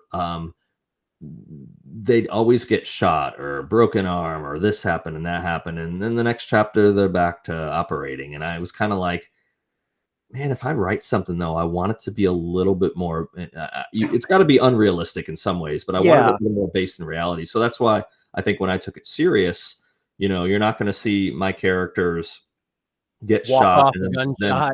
yeah, and then the next scene they're betting Salma Hayek. Doesn't work that way. No, I mean, I would still try to too if I was shot. I get that. But no, it's just I try to have that realm of they're not invincible. And that's part of why I wrote something like The Body Man. The Body Man is a role. It's not a person. Mhm. A person fills that role. But I did that with the intention, and I'm not giving something away here, but Nick Jordan, the current Body Man, I guarantee you he won't live through 20 books of the series if Right. it ever gets past that. He'll have an expiration date, whether he times out or whether someone checks him out. But that's great because and I won't give away who the next Body Man or the apprentice is in Breach of Trust. I want people to read it, but Right. the apprentice, and it might not be who people think the apprentice is going to be. So we'll see if that person becomes the Body Man. I don't even know yet. I haven't got that far in the writing. And I like to also do that. I like to come up with the ideas, come up with I definitely have a game plan of what I'm doing with a lot of these series, because the series are going to have some ties in with the Omega Group and the Body Man world. But I like to leave a lot of space for me to be able to just create without inhibitions of, I have an outline. Kyle Mills writes a 40,000 word outline when he was doing the Mitch Rapp books. And I think he had to, but I think he was also, that was kind of his thing of he outlined heavily.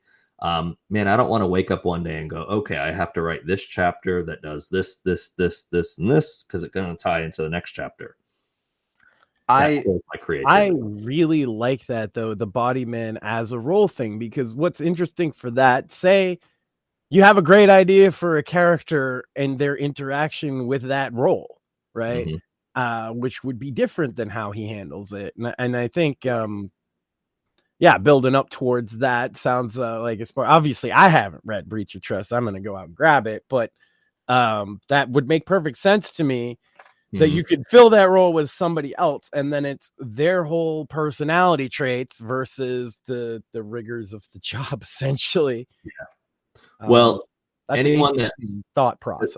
Anyone that's read The Body Man, or if they now see the acknowledgments in Breach of Trust, I list in the acknowledgments, and it's legit thank you to all the ex-presidents up until when the fictional role started, which was under Kennedy. So in my world, The Body Man started with JFK. In book 3, the first chapter of what's already been written, and I haven't written very much of it, and I only have it kind of thought out, but I will say that as of what stands right now, the first chapter starts with the first Body Man. I won't say in what regard or whatever, but again, there's quite a lot of people that have played that role. So I can, possibly do backstories on these people or things that happened during. The only thing that gets a little tricky is when you start interplaying real personal or real presidents in a fictional sense. You got to walk that fine line. So, do I want to? I allude to it in The Body Man. I allude to a scene because Body Man's been out for 2.5 years now, so I can say this. One of the people questions the role, and they ask about the Body Man that was in place under Clinton. They don't say Clinton by name, but they basically say, well, what happened to that Body Man? And the answer, Right. they don't say what president, they just say, the previous, another administration. But the Body Man, basically, they said, what happened? Because they said, well, the person lost their job. The Body Man lost their role because of what happened. And, well, what should they have done different? He said, well, either the dress shouldn't have left the White House or Monica shouldn't have left the White House.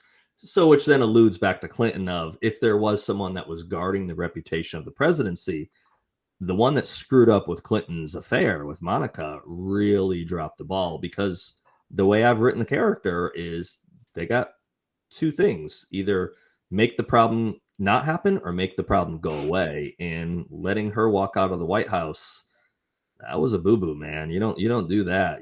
There's a furnace down in the White House basement for a reason, not just burning papers sometimes. So sorry, Monica, if you're listening, but it's fictional anyways. Well, but then at the very least the fucking dress. You got a point there. Well, but then we want to have hashtag pussy smoke, which is one of the all-time greatest jokes of this show.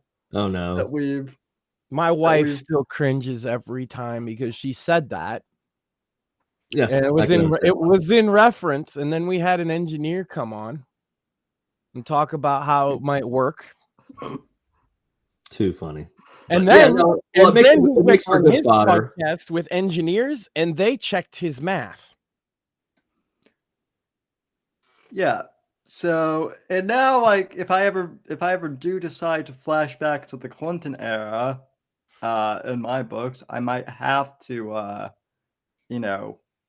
make reference to that. And that's been one of the other interesting things. Is like right now, I'm actually working on a prequel series that takes place during the Reagan administration, and so talking to Steve Stratton about the Reagan era of during the 1980s, which also, as far as spy movies go, I mean, the 80s was terrific for that.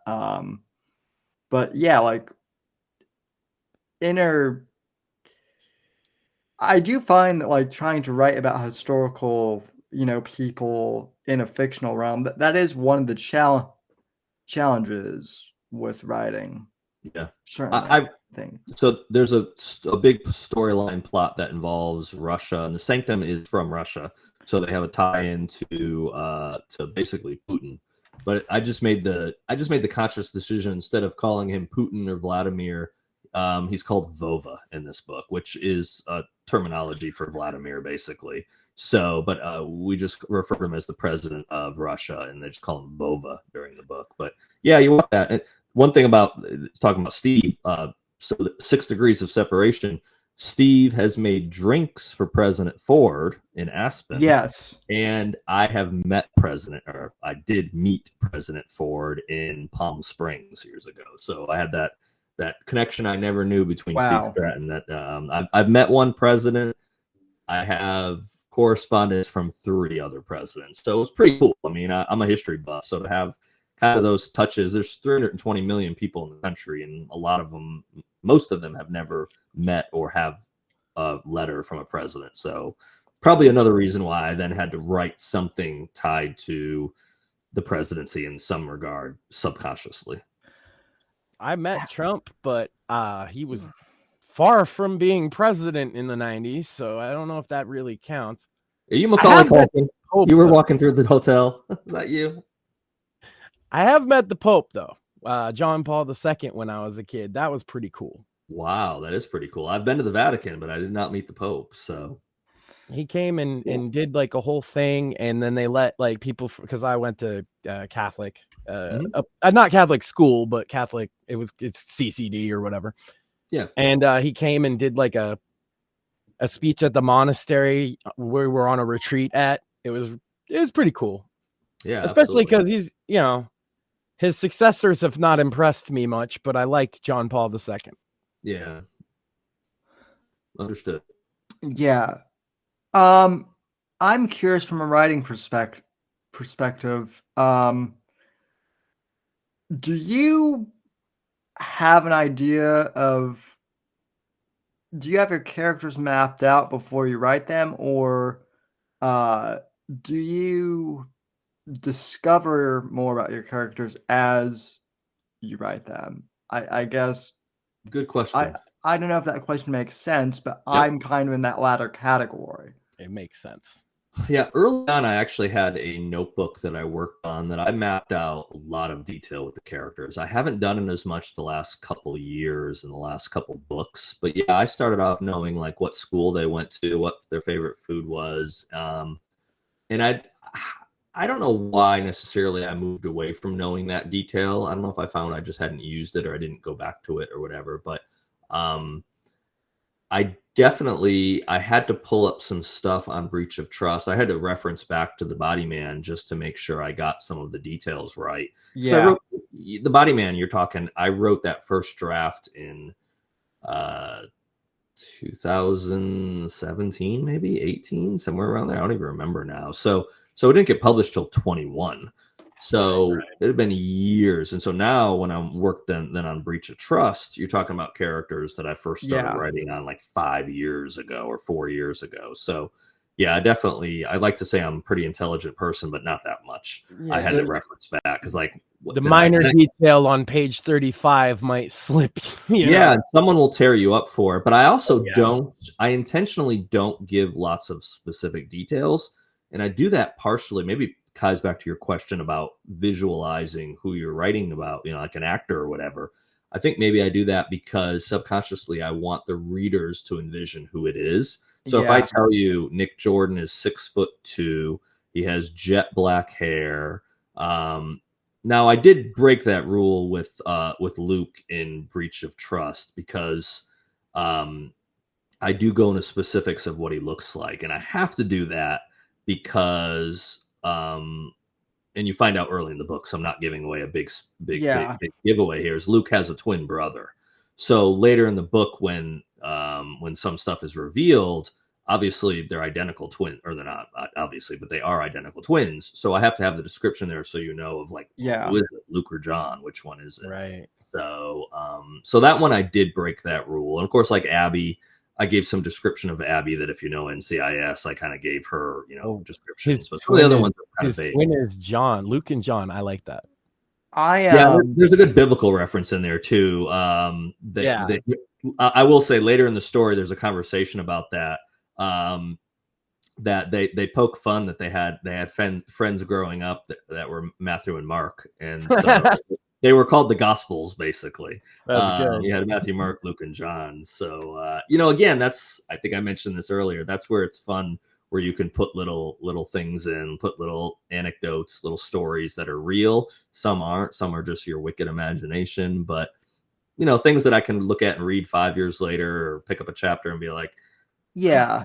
I did include that. That was freaking funny. So, I mean, I definitely like I've included some physical descriptions for my characters, but they're not like hard and steadfast either, because how, you know, like I like to allow the readers to kind of interpret, yeah. you know, how they see the characters. And obviously, like I have my idea, and I can. The other thing that helps is, like, I generate a lot of AI art. I'm sure you've seen on my Instagram feed for like what I think the characters look like. Right. But you know, that's just kind of visual representation. Sometimes for me to see the characters as I'm writing them. Right. But it's also not like a hard and fast rule either. Yeah. So, and I guess there's another instance where I broke that is in The Body Man and in Breach of Trust. I go into fairly specific detail of Merci Data, my female assassin. yeah. I don't necessarily give her hair color because it changes. She wears wigs and stuff like that. But you know, I want to make. I've got this visual because she's a female assassin that uses her body because men are stupid. And if a woman starts taking her clothes off, he'll do whatever she wants, and then she can freaking kill him because Dum Dum is vulnerable now because he saw some boobs. Felt like the oldest trick in the book. Oldest, you know, it's the oldest occupation, and she gets to play it sometimes, and then whack the guy. There's a scene in The Body Man where they talk about how they, you know, her and her significant other, you know, how they whack this couple basically, and you use what you got when you have no conscience. And I am curious, because there is a specific scene, I don't want to spoil it, but I am curious, did you make a Golden Eye reference in I know what you're talking about. Or if I did, it was probably unintentional, but I do know what you're talking about. Not I didn't directly mean to, but that's where you always wonder of, does all the movies you see and all the stuff, does it seep into your subconscious? Because I've had this conversation. You want to say you're original and your story's original. There's been 50 to 100 billion people born alive at this world, maybe in the course of nothing new under the sun. Every word has been said probably in the same context in some form. You're never gonna top Shakespeare. You know what I mean? Like, you can write some pretty amazing stuff, but man, that's a tough act to follow. Yeah. Well, exactly. I mean, like I have flat out said, and like I've even said it tonight, that, you know, James Bond is a huge influence on my writing and you know, on my character. I mean, my series is a love letter to basically the spy movie and you know, genre. That's why I feel yours is a combination of Bond and Bauer. If I'm, you know, break it down into inspirations. There's a lot of Jack Bauer. Yeah, which is John Ryder. which is funny because you know, I grew up watching 24. I hadn't even thought of 24 for like a long time when I was writing Shadows of Deception. And then that was the first thing I said, is there's a lot of 24 influence in this. And he's like, oh yeah, I guess there is. Yeah. Yeah. And I get a lot of, like, I have a lot of references to 80s and 90s shows, whether it be Seinfeld. I went and saw the Fall Guy. Magnum PI, there's a bunch. The Fall Guys referenced in Breach of Trust. And so I had to go see the new Fall Guy movie just because, well, shoot, before I even knew they were redoing the movie, I had put a reference in there to, you know, to the characters and to the truck. And, you know, one of the characters is wearing the shirt with the truck on it, basically, from the Fall Guy. Yeah. So Lee Majors is mentioned, you know, and, you know, all that. So, and I'm also, like, people that have read the Body Man, and this is one of the things that the publisher changed on me, and then I had to go back and be like, what the blank did you do? There's a reference to the A team when the team breaches, when the FBI HRT team breaches the oil platform. One of the teams is the B team, and it's all the real names of the guys from the A team, and their real, their real last names, basically. Well, the publisher went and changed the names, and I was like, dude, what did you do? And they're like, why? I'm like, well, that's the real life A team. That's their real actors' names. And that's the one scene one of the scenes in Breach of Trust that I probably got the most emails about, that people were like, oh my goodness. When I hit that spot, I was so excited that, George Papard is there and you've got their real, and I'm like, yeah. And the publisher tried to jack with that, man. That made I smiled for a week when I wrote that scene. I was like, how dare you screw that one up? So I recently had someone be like, okay, you need to put if you're gonna do Bond, you need to put in like a car with gadgets, because that's the one thing that this person missed from the Daniel Craig films was all the vehicles. And I'm like, okay, Aston Martin is so iconic. You know what I mean? Like how they thought that was a good idea. I don't know. I mean, and the Aston Martin is my all-time favorite car, even though I don't drive. But so I know someone that has one too, so they're pretty sweet rides. Ooh, not nice. I'm an American muscle guy, but they are pretty nice cars.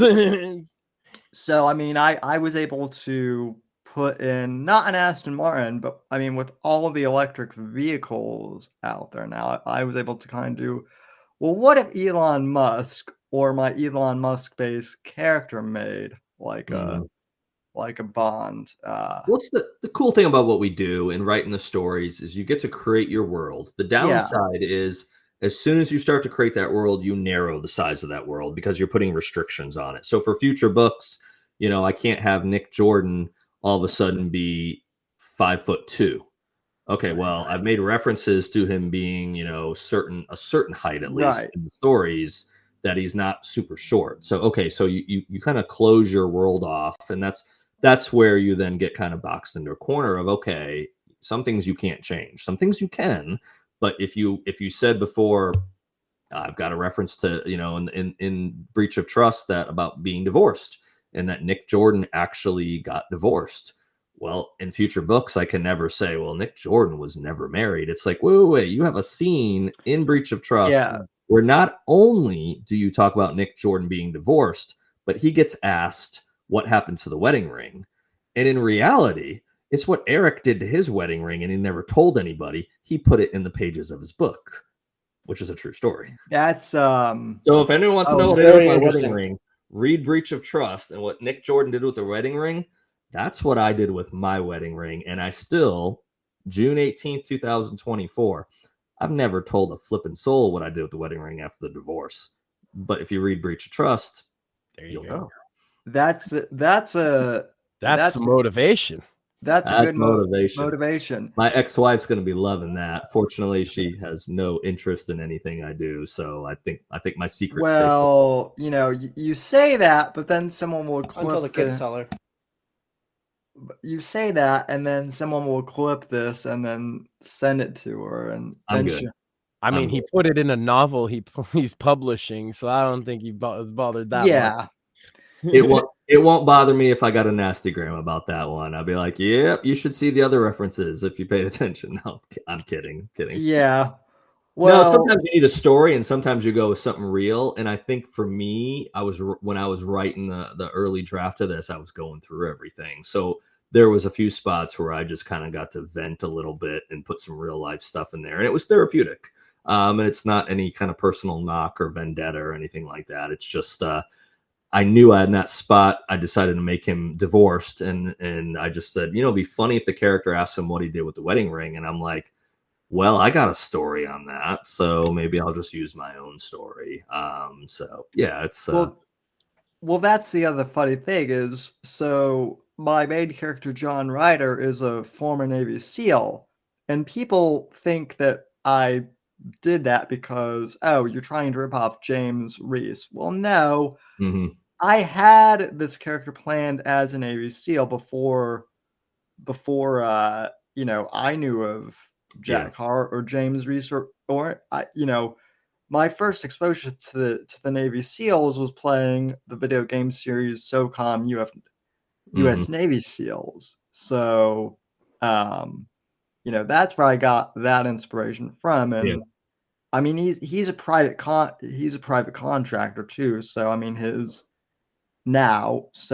Navy SEAL background doesn't, It's you just know, flavor, really. yeah, Yeah. it's just flavor. And obviously, you know, if I do meet a Navy SEAL who can, help to, flesh that background out, then sure, obviously I'll take that. But I'm also not going to try and, write about that specific element when I don't know that Yeah. much about, um, when I only know what I know about it from fiction and whatnot. Right.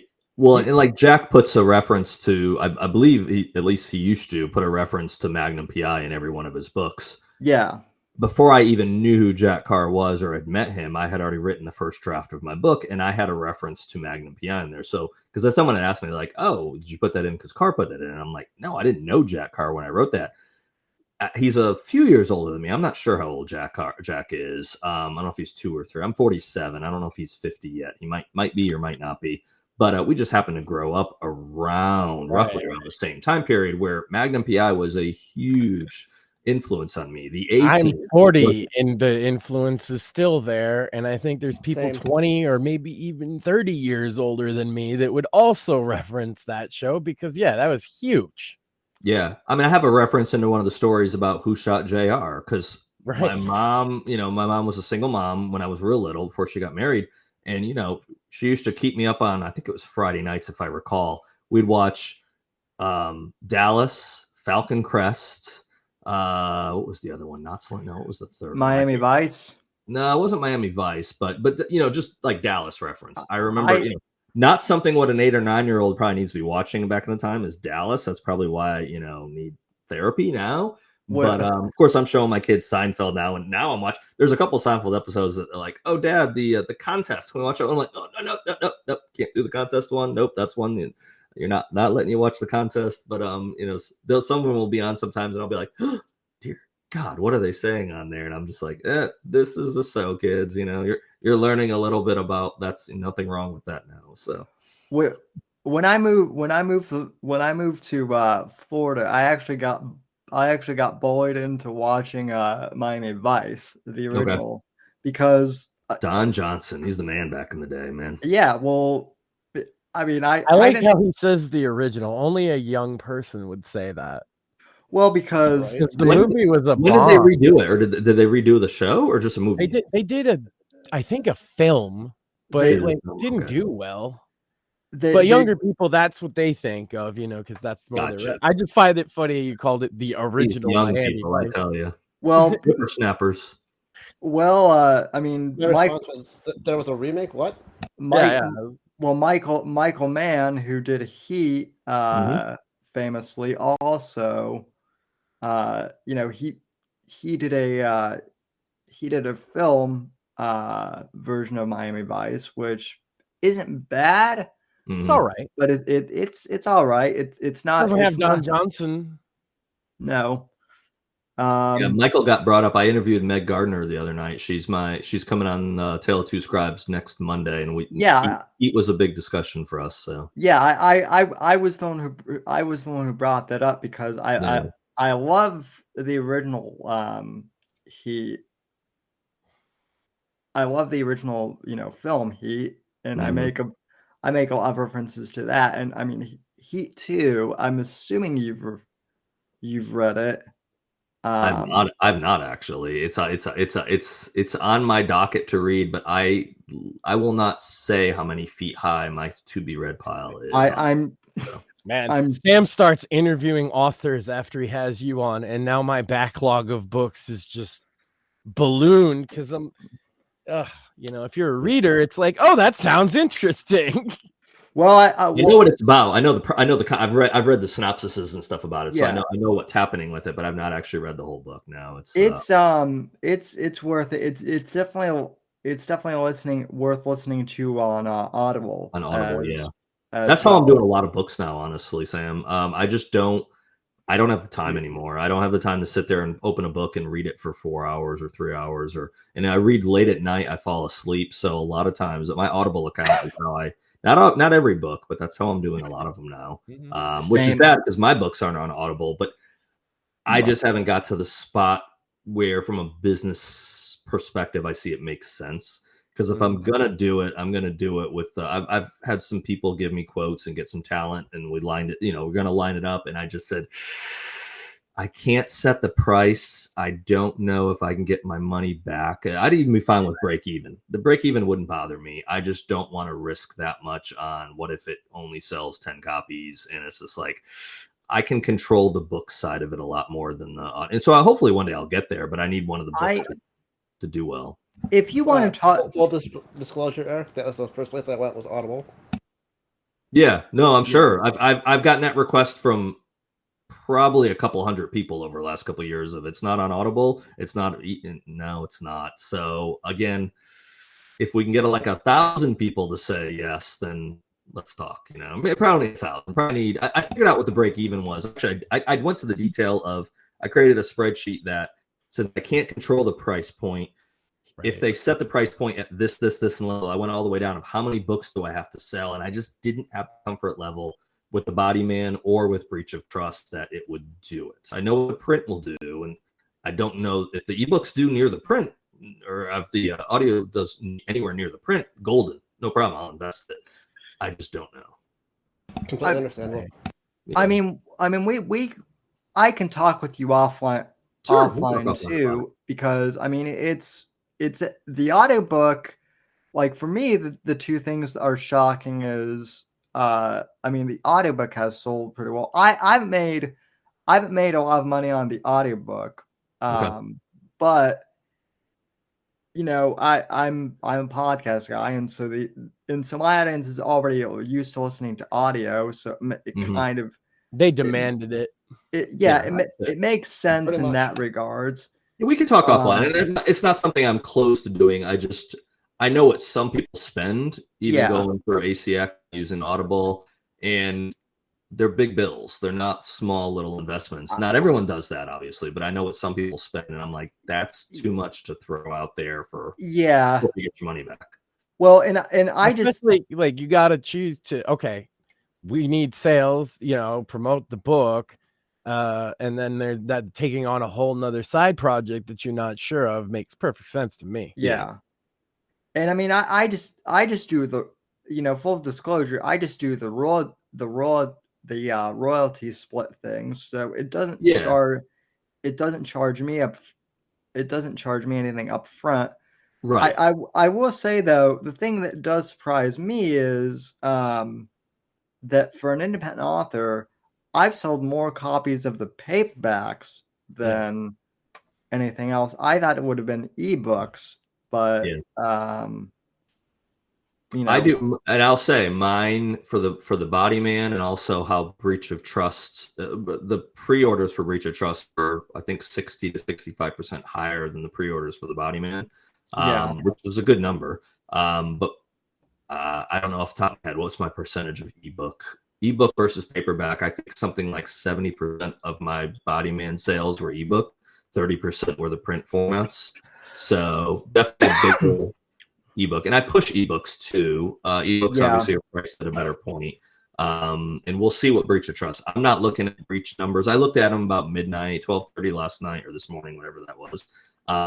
Mainly I was making sure all the pre-orders hit. I wanted to just look at the numbers, and then I just shut everything down, and I won't look again at the numbers for I don't know how long.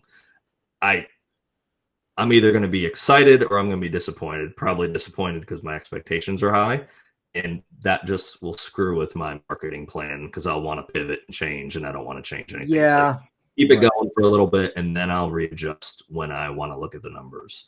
So I've gotten a lot of messages that I haven't read yet. I've gotten a lot of texts from people that said they bought a copy or 2 copies or 3 copies or they've given one of this. So I'm sure I'm going to be okay after day 1. And if I look at it next week, I'm sure I'm doing fine. But that was actually advice I got from Mark Cameron when The Body Man came out. He said, don't look at your sales numbers and don't look at your reviews. I couldn't look at my sales numbers for 3 months. That made that pretty easy. I did look at the reviews, so I disobeyed Dad in that regard. But my reviews were never been very bad. I've never really looked at them very much. I'm more focused on when I click on Amazon, how many ratings do I have? So I think for The Body Man, last I looked, I had 573, 572, which for an indie print, pretty darn good for ratings. Yeah. But will Breach of Trust have that? If you look at a lot of authors, their books, the ratings start going down. Does that equate to their sales are lower? I don't know. I know some decent name authors that definitely happens and they go down dramatically. Ransom Daughter didn't get a lot. Now the sales were okay, but they weren't anywhere near The Body Man as being a full-length novel versus a novella, and the ratings were much lower than what The Body Man drew for sure. But I also looked at novella as a different animal. It definitely sold different. The reception I got was different, not for the content, but just I got a lot of feedback from people saying I like it, but I want more. And so that kind of led me to believe I need to just put most of my focus at this point on full-length novels, because novellas I don't think are going to get me where I'm trying to go. So they're fun and I like them. And that's interesting because like my audience initially was like I write almost strictly the Shadows of Deception series in novella format. The reason I do that too is a lot of people who read my books have told me, listen, I don't have time to read like a lengthy novel. So a lot of them loved the novella format because they could finish it easily. Now some of them are getting to the point where, and this is one of my marketing schemes. I'm like, well, if you like my book, you might want to check out Eric Bishop's Body Man series. I know it's a novel, but it's worth it. Yeah, we've definitely been just promoting it unabashedly. So I like the book. I like The Body Man. I legitimately do, and I'm actually going to buy the Breach of Trust because I wanted more. I think you're right about that. The novels definitely suit you, and then Sam, in your case, you're establishing yourself, right? Yeah, that's why he said for him, he's at the stage where it's like, okay, I want to do the full-length novels. For you, this is great because it's building up a resume, so to speak. Well, and I do have a novel with these characters in mind too. I just want to get the audience, I guess, ready to read a novel, because the other thing I don't want is what happened with Game of Thrones, which is where the novels are like 800 pages long, and I mean. Also, we had no idea if anyone was going to buy him. Right. I remember discussing it as like, well, we can promote it because we're not big on like, oh my God. I mean, there's the Rumble Rants, and if anybody wants to donate money, they can do it that way. But we don't really sit there and shill that kind of stuff, right? So our idea was, well, we'll shill the book. That's a physical product people could put, and it helps him out and everything. And so it all just kind of worked out, but we didn't really know if there was an audience, and everybody started buying it. And I was just like, oh, guess so. So now Sam is finishing the 3rd book in the series, or he's going to get hobbled. Yeah. If I don't finish it soon, I might actually need. You're gonna break your arm if you don't finish this thing, Sam. You better put up or shut up, man. Yeah, I might need Dick Jordan to come protect me, because people are demanding a trilogy, and you're gonna provide co-host man. Yeah. Well, people are listen. I'm excited. People want the book, to come out. So Mhm. I'm, I'm. Listen, I never thought that people would like the book, like my book series more than they like the show. But apparently, some people do, which has been Mhm. wild. It's definitely So, opened a lot of doors. oh yeah. Cool. So, enough about my writing. As far as other projects you have in the work, so what have you got coming up? Way too many is probably what my answer should be. So I'm sure there's some people that are like, dude, what the hell are you doing? But so I had a long break between Body Man and Breach of Trust, and I did have Ransom Daughter come up. Ransom Daughter I wrote years ago. Now I revamped it, redid it. It also wasn't hard to do because it was a novella, so it wasn't, it was a quarter or a third of a regular novel, so I could get through it quickly and fix it, and I learned a lot. And then I had other time to write in that 2.5 year span. So I got working on other stuff and actually even revisited some former stuff I had written years and years ago, and just kind of came up with a game plan. So, Breach of Trust is out now. That's the second in the Bodyman series. At the end of this year, and I'll reveal it pretty soon once I get the cover design finished. I'll put out the cover, a pre-order, release date. But Babylon Will Rise is the next book, a full-length book to come out, and it's the Omega Group. So it's not necessarily the follow-up to Ransom Daughter because it's a different story, but it's the same characters. It's kind of their next mission, but one of their missions basically. It's not sequential. And there probably won't be sequential books necessarily. They'll be the same characters, but it's not going to be one mission leads to the next mission to the next. It's not that detailed. But so Babylon Will Rise will launch end of the year, and then the plan is, as long as I can stick to this, end of next or beginning of next summer, 2025, Merci de Atta will have her standalone Supreme Justice, which she is targeting a Supreme Court justice. And there's all kinds of stuff going on with the big lawsuit that involves maybe a vaccine or something that we won't talk about yet. And there's some heat heading to the Supreme Court, and she's gonna decide to get hired to kill some people, and that's gonna go to pot. But the Body Man's gonna be involved in that one. He's a side character, but their paths will cross. So the Body Man, not a Body Man series book, but a offshoot Body Man series book for her. And then at the end of 2025, the plan is to come out with a origin story for Troy Evans, who was my captain who's in charge of the Omega Group, kind of where he got his start. That's the plan and why he didn't follow his dad into being an FBI agent, which was his plan since he was a little kid. Instead, he joined the military, joined the special forces, and started killing terrorists. And why did he do that? That would be the unnamed book that will come out at the end of 2025. And then from there, I've got some really rough ideas. I'm working on some projects with some other people. So it's going to depend on how those go and if we rock and roll or if they slow down. And then I have a couple other books I've started that I probably need to get back to. And then I'm going to have to write a third Body End book. I know the title, and titles are important to me. I sometimes have changed them, but rarely. I know what the central story is and how it's going to start, and I do not yet know the ending, so I'll have to figure that out before I start writing. But I would assume I'd start writing that sometime in 2025. So there won't be a Body Man book out again after Breach of Trust until 2026, I think. And then we'll just see. It sounds crazy, sounds ambitious, and it is. And that's how I need to hold my feet to the fire so that I can get my island in Fiji. Yeah. Kidding, well, totally.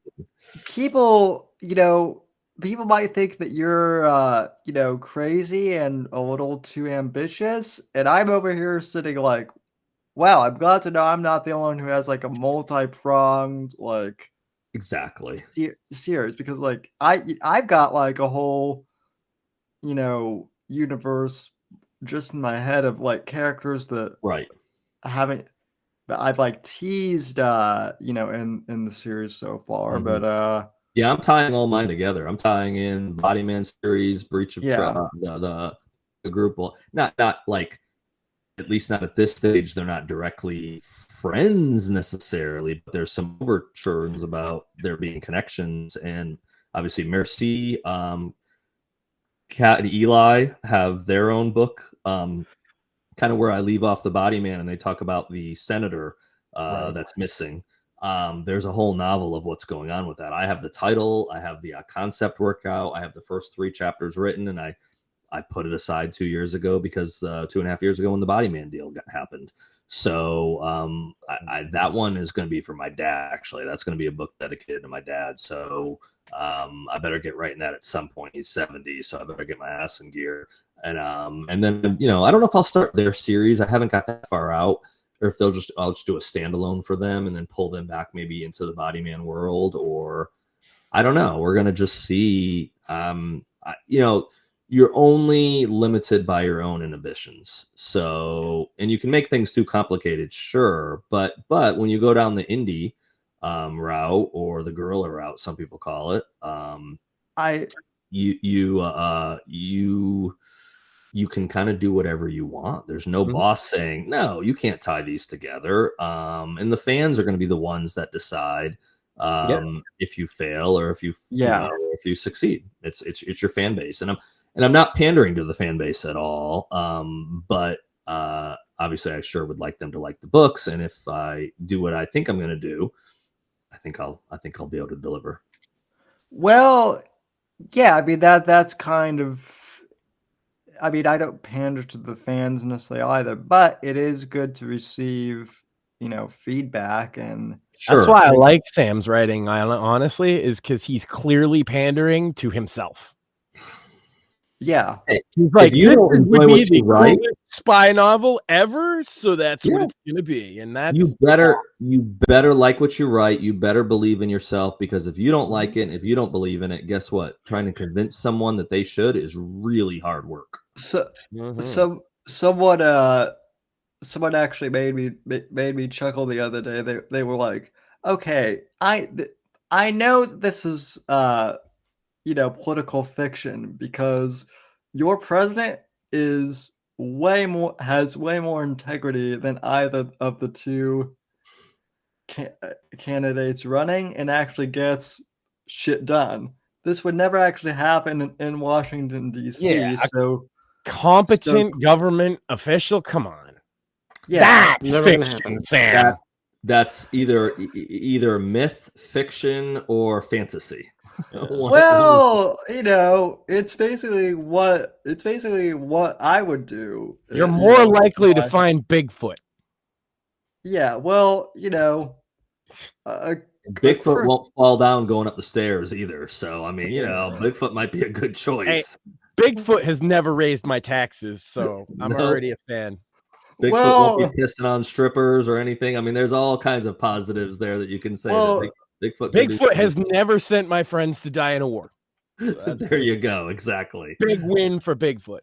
Good job, Bigfoot. Well, listen, you know, during one of your chapters with Marcy, I was like, well, it's a good thing that a certain son of a certain senator / maybe president wasn't in the same room as her, because you know, certain people might not be around it anymore. That is true. Again, you can kind of do a good blend. You know, the president in Breach of Trust, his Secret Service code name is Preacher. Yeah. So, you know,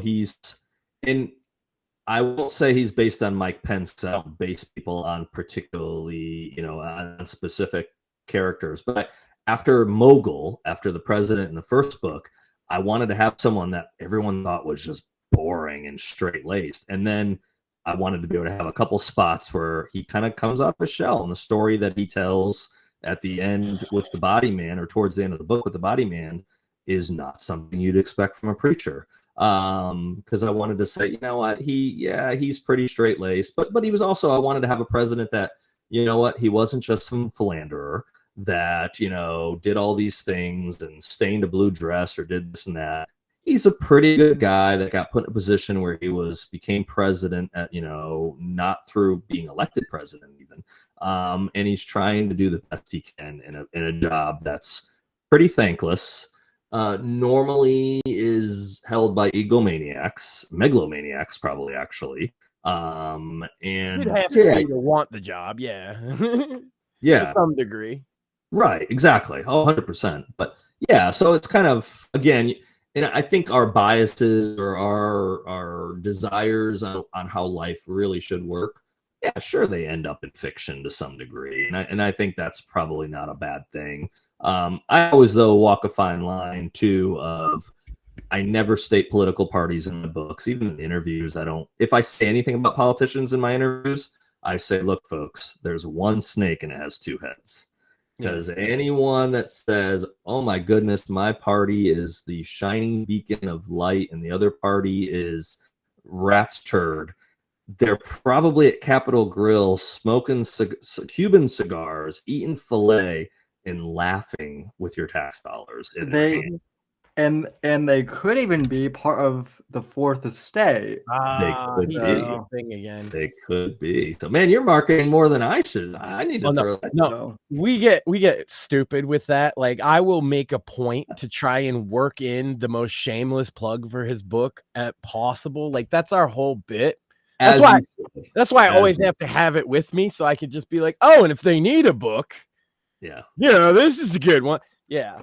But no, the joy of fiction of you beginning to create that world is really fun. And I want Republicans, Democrats, and even people that are going to vote for RFK Jr. to buy The Body Man, buy Breach of Trust, go pre-order Babylon Will Rise when it's out there. And I'm not, I'm saying that tongue in cheek, of course, but books to me are an escapism. So I know people do get heavy-handed with their books, and some people love it. Some people love it when an author really gives it to the Democrats or really gives it to the Republicans. And I don't have a problem with people doing that. I think it does turn off a certain percentage of your available readership. And I do feel that my job to create a story is to create a good story. And I want 5 million people to read it, not 500 people. Yeah. You said escapism, and it works so well. Now, yes, some people want to escape into trash the Republicans, trash the Democrats or whatever. But for other people, look at society today. Everybody's yelling at each other about politics. Families are breaking up over it and stuff. If you could just read a book that isn't like that, that's nice, I think. Yeah. Well, I had this conversation with someone recently. The media has warped things, and social media, the whole, we're not going to get into why and all that, but it's turned people on each other when it's like, if you really sat down with someone, I don't care if they're transgender or gay or you think are a racist or whatever, if you actually sat in a room with if most people sat in a room together, they would find they have common ground. They would find that, at the end of the day, we all have to wipe our own ass. We all have to put food in our mouth. We have to provide a place to live. There's essential basics that even if that's the only thing you can come to terms with, okay, focus on the things you can come to terms with. Don't be caught up on, well, how dare you support Biden or how dare you support Trump? It's like, they probably have good intentions and maybe they are wrong in your eyes, but you know what? You're probably wrong in their eyes. Where's that get you?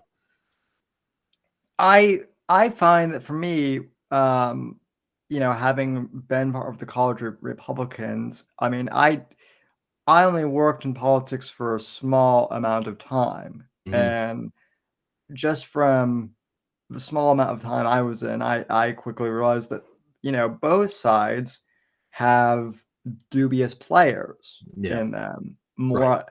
And I've actually written about that in a fictional narrative in my book series, and I've actually gotten some comments about that. But I don't.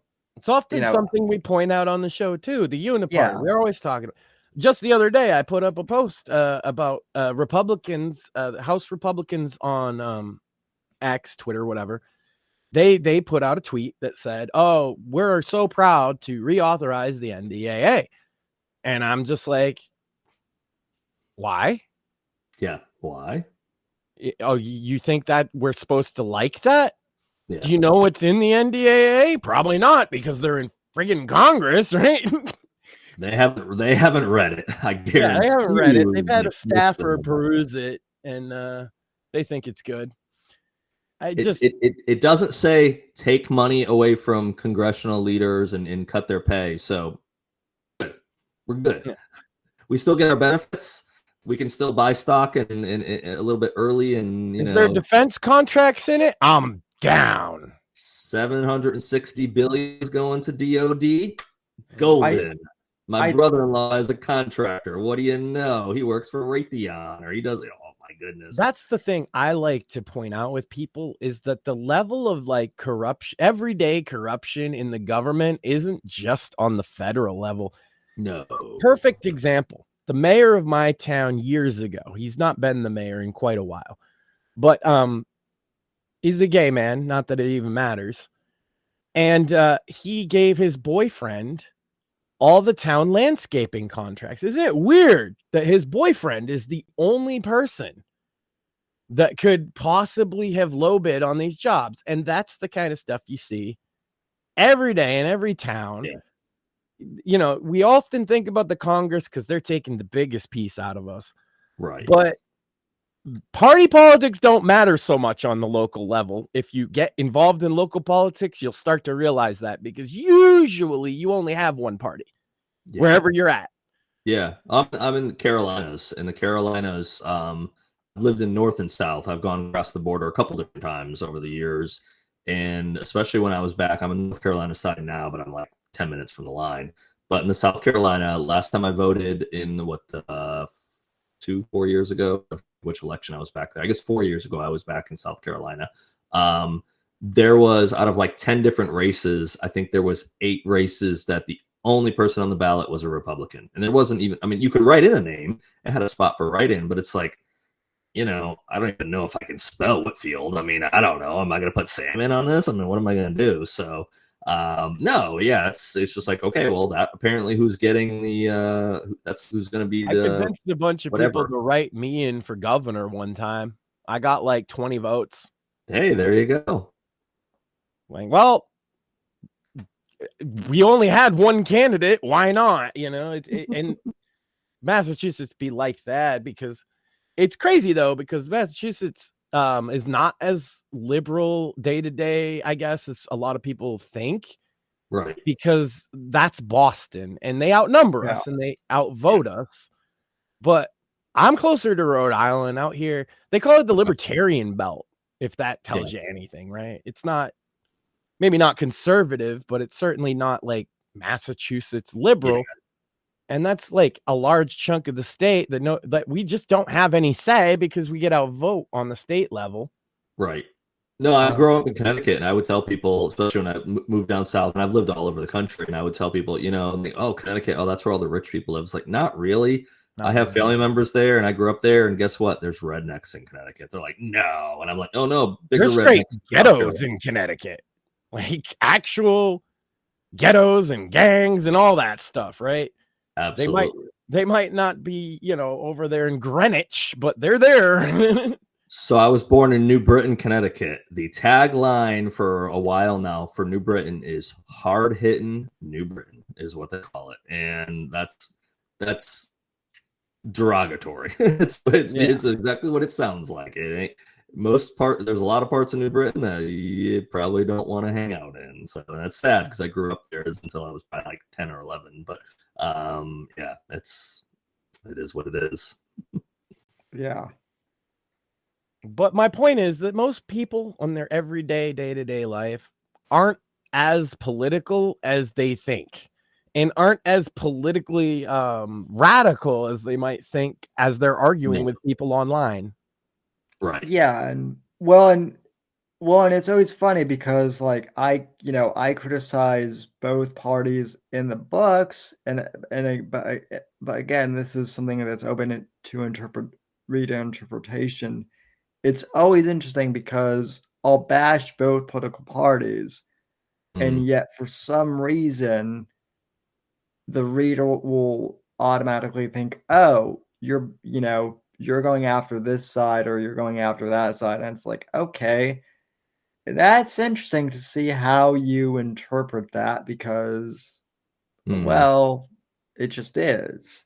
Yeah. So, And Our I whole do the thing political on this community thing show- out here on Twitter, but I don't in real life. So it's like a release for me. yeah. Yeah. So We've been talking like the mantra on the show the last year or so has been meet people where they're at, not where you want them to be because that's not where they are. Yep. yeah.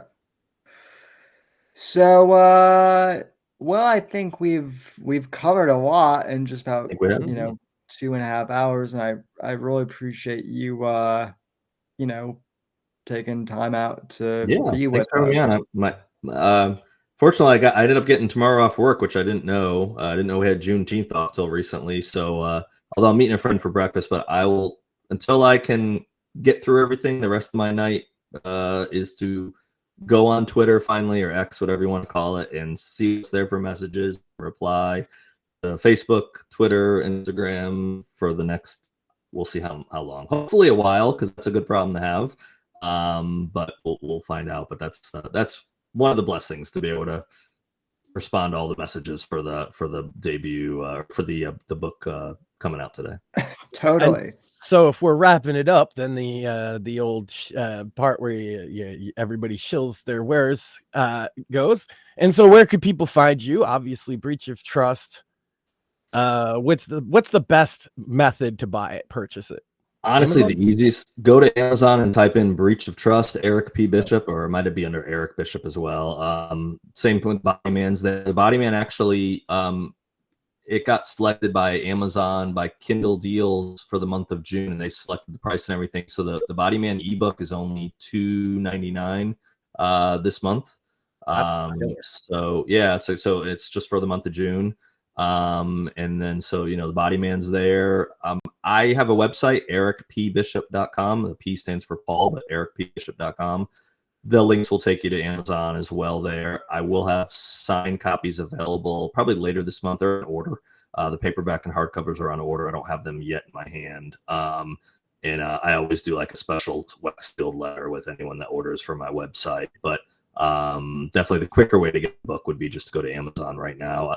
I'll have Barnes & Noble in that too, but just a bunch of technical issues the last couple of weeks and trying to resolve them. But honestly, the majority of my sales come from Amazon. So when it comes to some of the other sites to set up, I do set them up, but there's such a handful of sales that it's almost, because I'm having some technical issues, I'll get them fixed, but I'm not too concerned.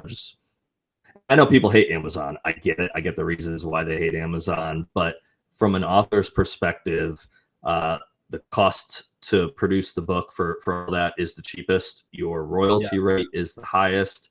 So I can charge less money for a book and make the same or make more, versus if I put it through Barnes & Noble or another site, I have to charge more than what I charge on Amazon to make the same amount of money. So obviously go to Amazon and save money. And if you hate Amazon that much, buy them from me. Although you know that I'm printing them on Amazon direct, so Amazon did touch those books. And Jeff Bezos. Well, whatever. I think a lot. The reason I asked what's the best place is a lot of times our audience in particular wants to do whatever is the best way to support you. Yeah, I get that. Absolutely. I think in this case, Amazon, look, if you buy it on Amazon, it puts his numbers up. Yeah. Right. Yeah. And he's clearly not hurting off of the sale. So yeah, get it on Amazon if that's nice and easy. If you absolutely hate Amazon, get it from him. Yeah, get it from me, exactly. So Barnes & Noble will be up hopefully soon. I had to set up a vendor account. It was Barnes & Noble with the last minute thing because I had a lot of problems with Ingram Spark. And I had some problems with them with Ransom Daughter and with the Body Man, but I kind of thought all the kinks were worked out. And so I submitted the file a little while back, and it waited, and then finally got a rejection. So I thought I fixed what they said, still got a rejection. And so I sent it to my cover guy to say, hey, I'm getting this message constantly. Do you see anything wrong? And if he comes back and can't find a problem, then I'm probably just going to tell Ingram Spark to take a hike and not use them again, because I don't see the effort of of jumping through that hoop. Not for the limited sales; they'll get me anyways. Right. So there's other means to do it.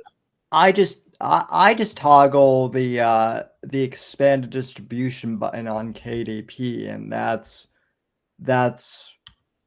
what I do for distribution to. And so that Barnes will get you like all the other sites and stuff.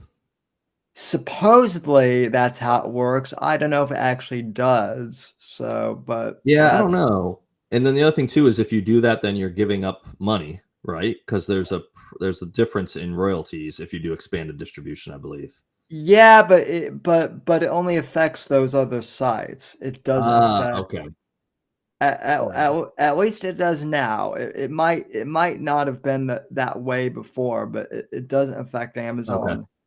The other thing too is, at least for me, and I know this is certainly the case for Max and other people, is like, and you and I even talked about this, Eric, is I do wish that Amazon would allow pre-orders for print books, Right. because that was our biggest problem. Me too. Is everybody who really wanted the book wanted the book, right? Right. Nobody's like, oh, well, I hate ebooks, but like your core readers want a physical. I'm that guy. I'm that guy. I don't like ebooks. I don't have a problem with audiobooks as much. I'll listen to audiobooks, but like ebooks, it's just not preferred for me. I like to flip the pages. I like to have my bookmark. I'm old. Been reading that way since I was a kid. I'm not stopping now. I haven't cracked that nut yet. So there is a way outside of the big five. There is a way for smaller publishers, and I would group an indie publisher in with that. There is a way to get books on pre-order for paperback and hardcover, and I haven't figured it out yet. Some people have told me, like, one of the sites they use, and I'm trying to remember off the top of my head. I'm probably too late to remember. But I looked at that site, and then you were losing a lot on your costs on what you were going to make on it. So I was like, well, I don't want. They offer pre-order. Well, I don't want to put a book on pre-order there because eventually it's going to come on Amazon. It's like was cutting down your royalty by at least half, and I'm like, well, screw it. Pre-order doesn't matter that much. I'll just tell everyone that says, oh, I wish you could get it in pre-order. It's like, well, you can't. It'll be out on June 18th. Go order 5 copies on June 18th. It's not going to save you any time or anything that you can't order it on March 10th. No big deal. So, yeah, so hopefully you get there, but I haven't figured it out yet. But there's got to be a way. Or hopefully Amazon will be like, I don't know the reason. I've tried Googling it and trying to figure out, ask people, why does Amazon not allow, why do they allow pre-order for ebook, but not for the others? And I've not gotten. I think it might have to do with their physical printing presses, right? There might be like a scheduling concern or something. It's hard to say, but I'm trying to rationalize it some way. I will say when it comes to the hardcover versus the paperback, there's a pretty big disparagement on like shipping. So I went in on the breach of trust came out today, June 18th. I went in on the 15th and pushed the button to say, let's authorize this thing. And it can take up to 3 days before everything is out there. Well, there was a problem, so I'm glad I pushed it early. I resolved the problem Friday evening, repushed it again, and by Saturday morning, you could order, and I didn't let it be known to people, but you could order a paperback or a hard copy. So Saturday morning, I was actually on the golf course with friends, got the email, I immediately jumped down there and I ordered and paid full price for my own book. I ordered a paperback and a hardcover. The paperback was there by Monday, so it was a little less than 2 days, and it arrived. The hardcover is coming towards the end of maybe Thursday, maybe Friday, I'm not sure. So it's coming towards the end of the week. So even like paperback to hardcover, there's a delay. And when I first came out with the Body Man under hardcover from Amazon, it was like 4 weeks, they were saying, for a hardcover the day you ordered it. And I'm like, but that's not the case right now with breach of trust. And I think that's why a lot of people jump to the pre-order thing, right? Yeah. Because they know if they pre-order stuff on Amazon, it usually gets sent to them the day it comes out. I'm pretty sure that's what they want. Right. And then we're just in a position of like, yeah, but we can't do that. Yeah. Well, why not? Well, because Amazon said that we can't do that. I don't know. Yeah, it's one of those like mysteries of the universe type things, because I'm able to. I'm sure we could find a pencil pusher who could explain it in excruciating detail, and it would make sense. Funny thing Because is, Amazon doesn't want to do it. funny thing is, I know what the meaning of life is, and the answer is 42. But we still Only don't. 42. We don't know. So we solve the meaning of life, but we don't know why Amazon will allow print pre-orders. Yeah. Well, So- that's the kind of thing. If we Got keep something to do with that talking Mackenzie about it- divorce settlement or something. I don't know. That all the billions they had to give her is tied into pre-orders or something. I don't know. It's Maybe. biggest pre-order bonus of all time. Exactly. Yeah. So, But yeah, hey, if we keep talking about it, maybe they'll listen one day, and that would be great. I understand why people want to pre-order, but hey, that's not what they do. You pre-order listening- or whatever. If they're listening, Prime would make a good home for the Body Man series. So, listen on that one too, guys. Yeah. I have high expectations on the on the payout. So just meet those. Go on. listen, same for the Shadows of Deception. I even have a director in mind to direct to direct both the Body Man and the Shadows of Deception. Sam, I will gladly be an executive producer. Well, listen, you would probably get along famously with my cousin then, who is a director, Travis Oberlander. So That's great, because as an executive producer, I won't be doing anything. right, yeah. That's the job, man. You put my name in the credits, and that's it. Well, it's an important job though, so And it's a steal at only $600,000. yeah. Well, that's assuming we make that much. So Well, I don't know how much it's gonna make, but that's my fee. Thanks, guys. I appreciate it. Thank you for helping the book launch, making it a good evening. That's for sure. So, oh yeah, happy to have you on. We got Morpheus while he's still here. What are you doing on Bits and Bones tomorrow night? No bits and bones this week. Core has family stuff, so no show this week. We'll be back next week, which is June 27th at 9 p.m. EST. And I'm sure we're going to have a bunch of stuff to talk about covering 2 weeks. To be fair, it's been a weird week here at Right to Offend Media. We're doing a Tuesday show with Sam, and the girls did a Thursday show because my wife and Penn, one of the other co-hosts, went to Fan Expo in Boston this weekend, and they had fun. And so they'll be back on Saturday at 10 p.m. Eastern time, I think. And I don't know what their topic is this week, but I do know that they're women. And so while we don't do any show prep usually, I get scripts from them. And so they have stuff, I can assure you. you better listen. Yep. If you're into women talking about stuff, we got that Saturday night. And all On I the have, Sandwich Makers broadcast. and all I have to promo is I'll probably announce the release date for the Dogs War next week. And then I'll have some more guests to announce probably at the end of this week. So, but Eric, thanks for coming on for the third Thank you. time. Thanks, It's always, guys. I appreciate it. great having you on. Check out Breach of Trust and check out A Tale of Two Scribes. Please also, Eric, if you can, I'd love to Where have, do they check out the podcast? Forgot to mention that. Where do Yeah. they check out Tale of Two Scribes? Easiest thing probably to do is to go to YouTube and type in Spear Talk Podcast, and it's under the Spear Talk Network. There you go. I know I should know the handles off the top of my head, shouldn't I? But on Instagram, it's A Tale of Two Scribes with the number 2.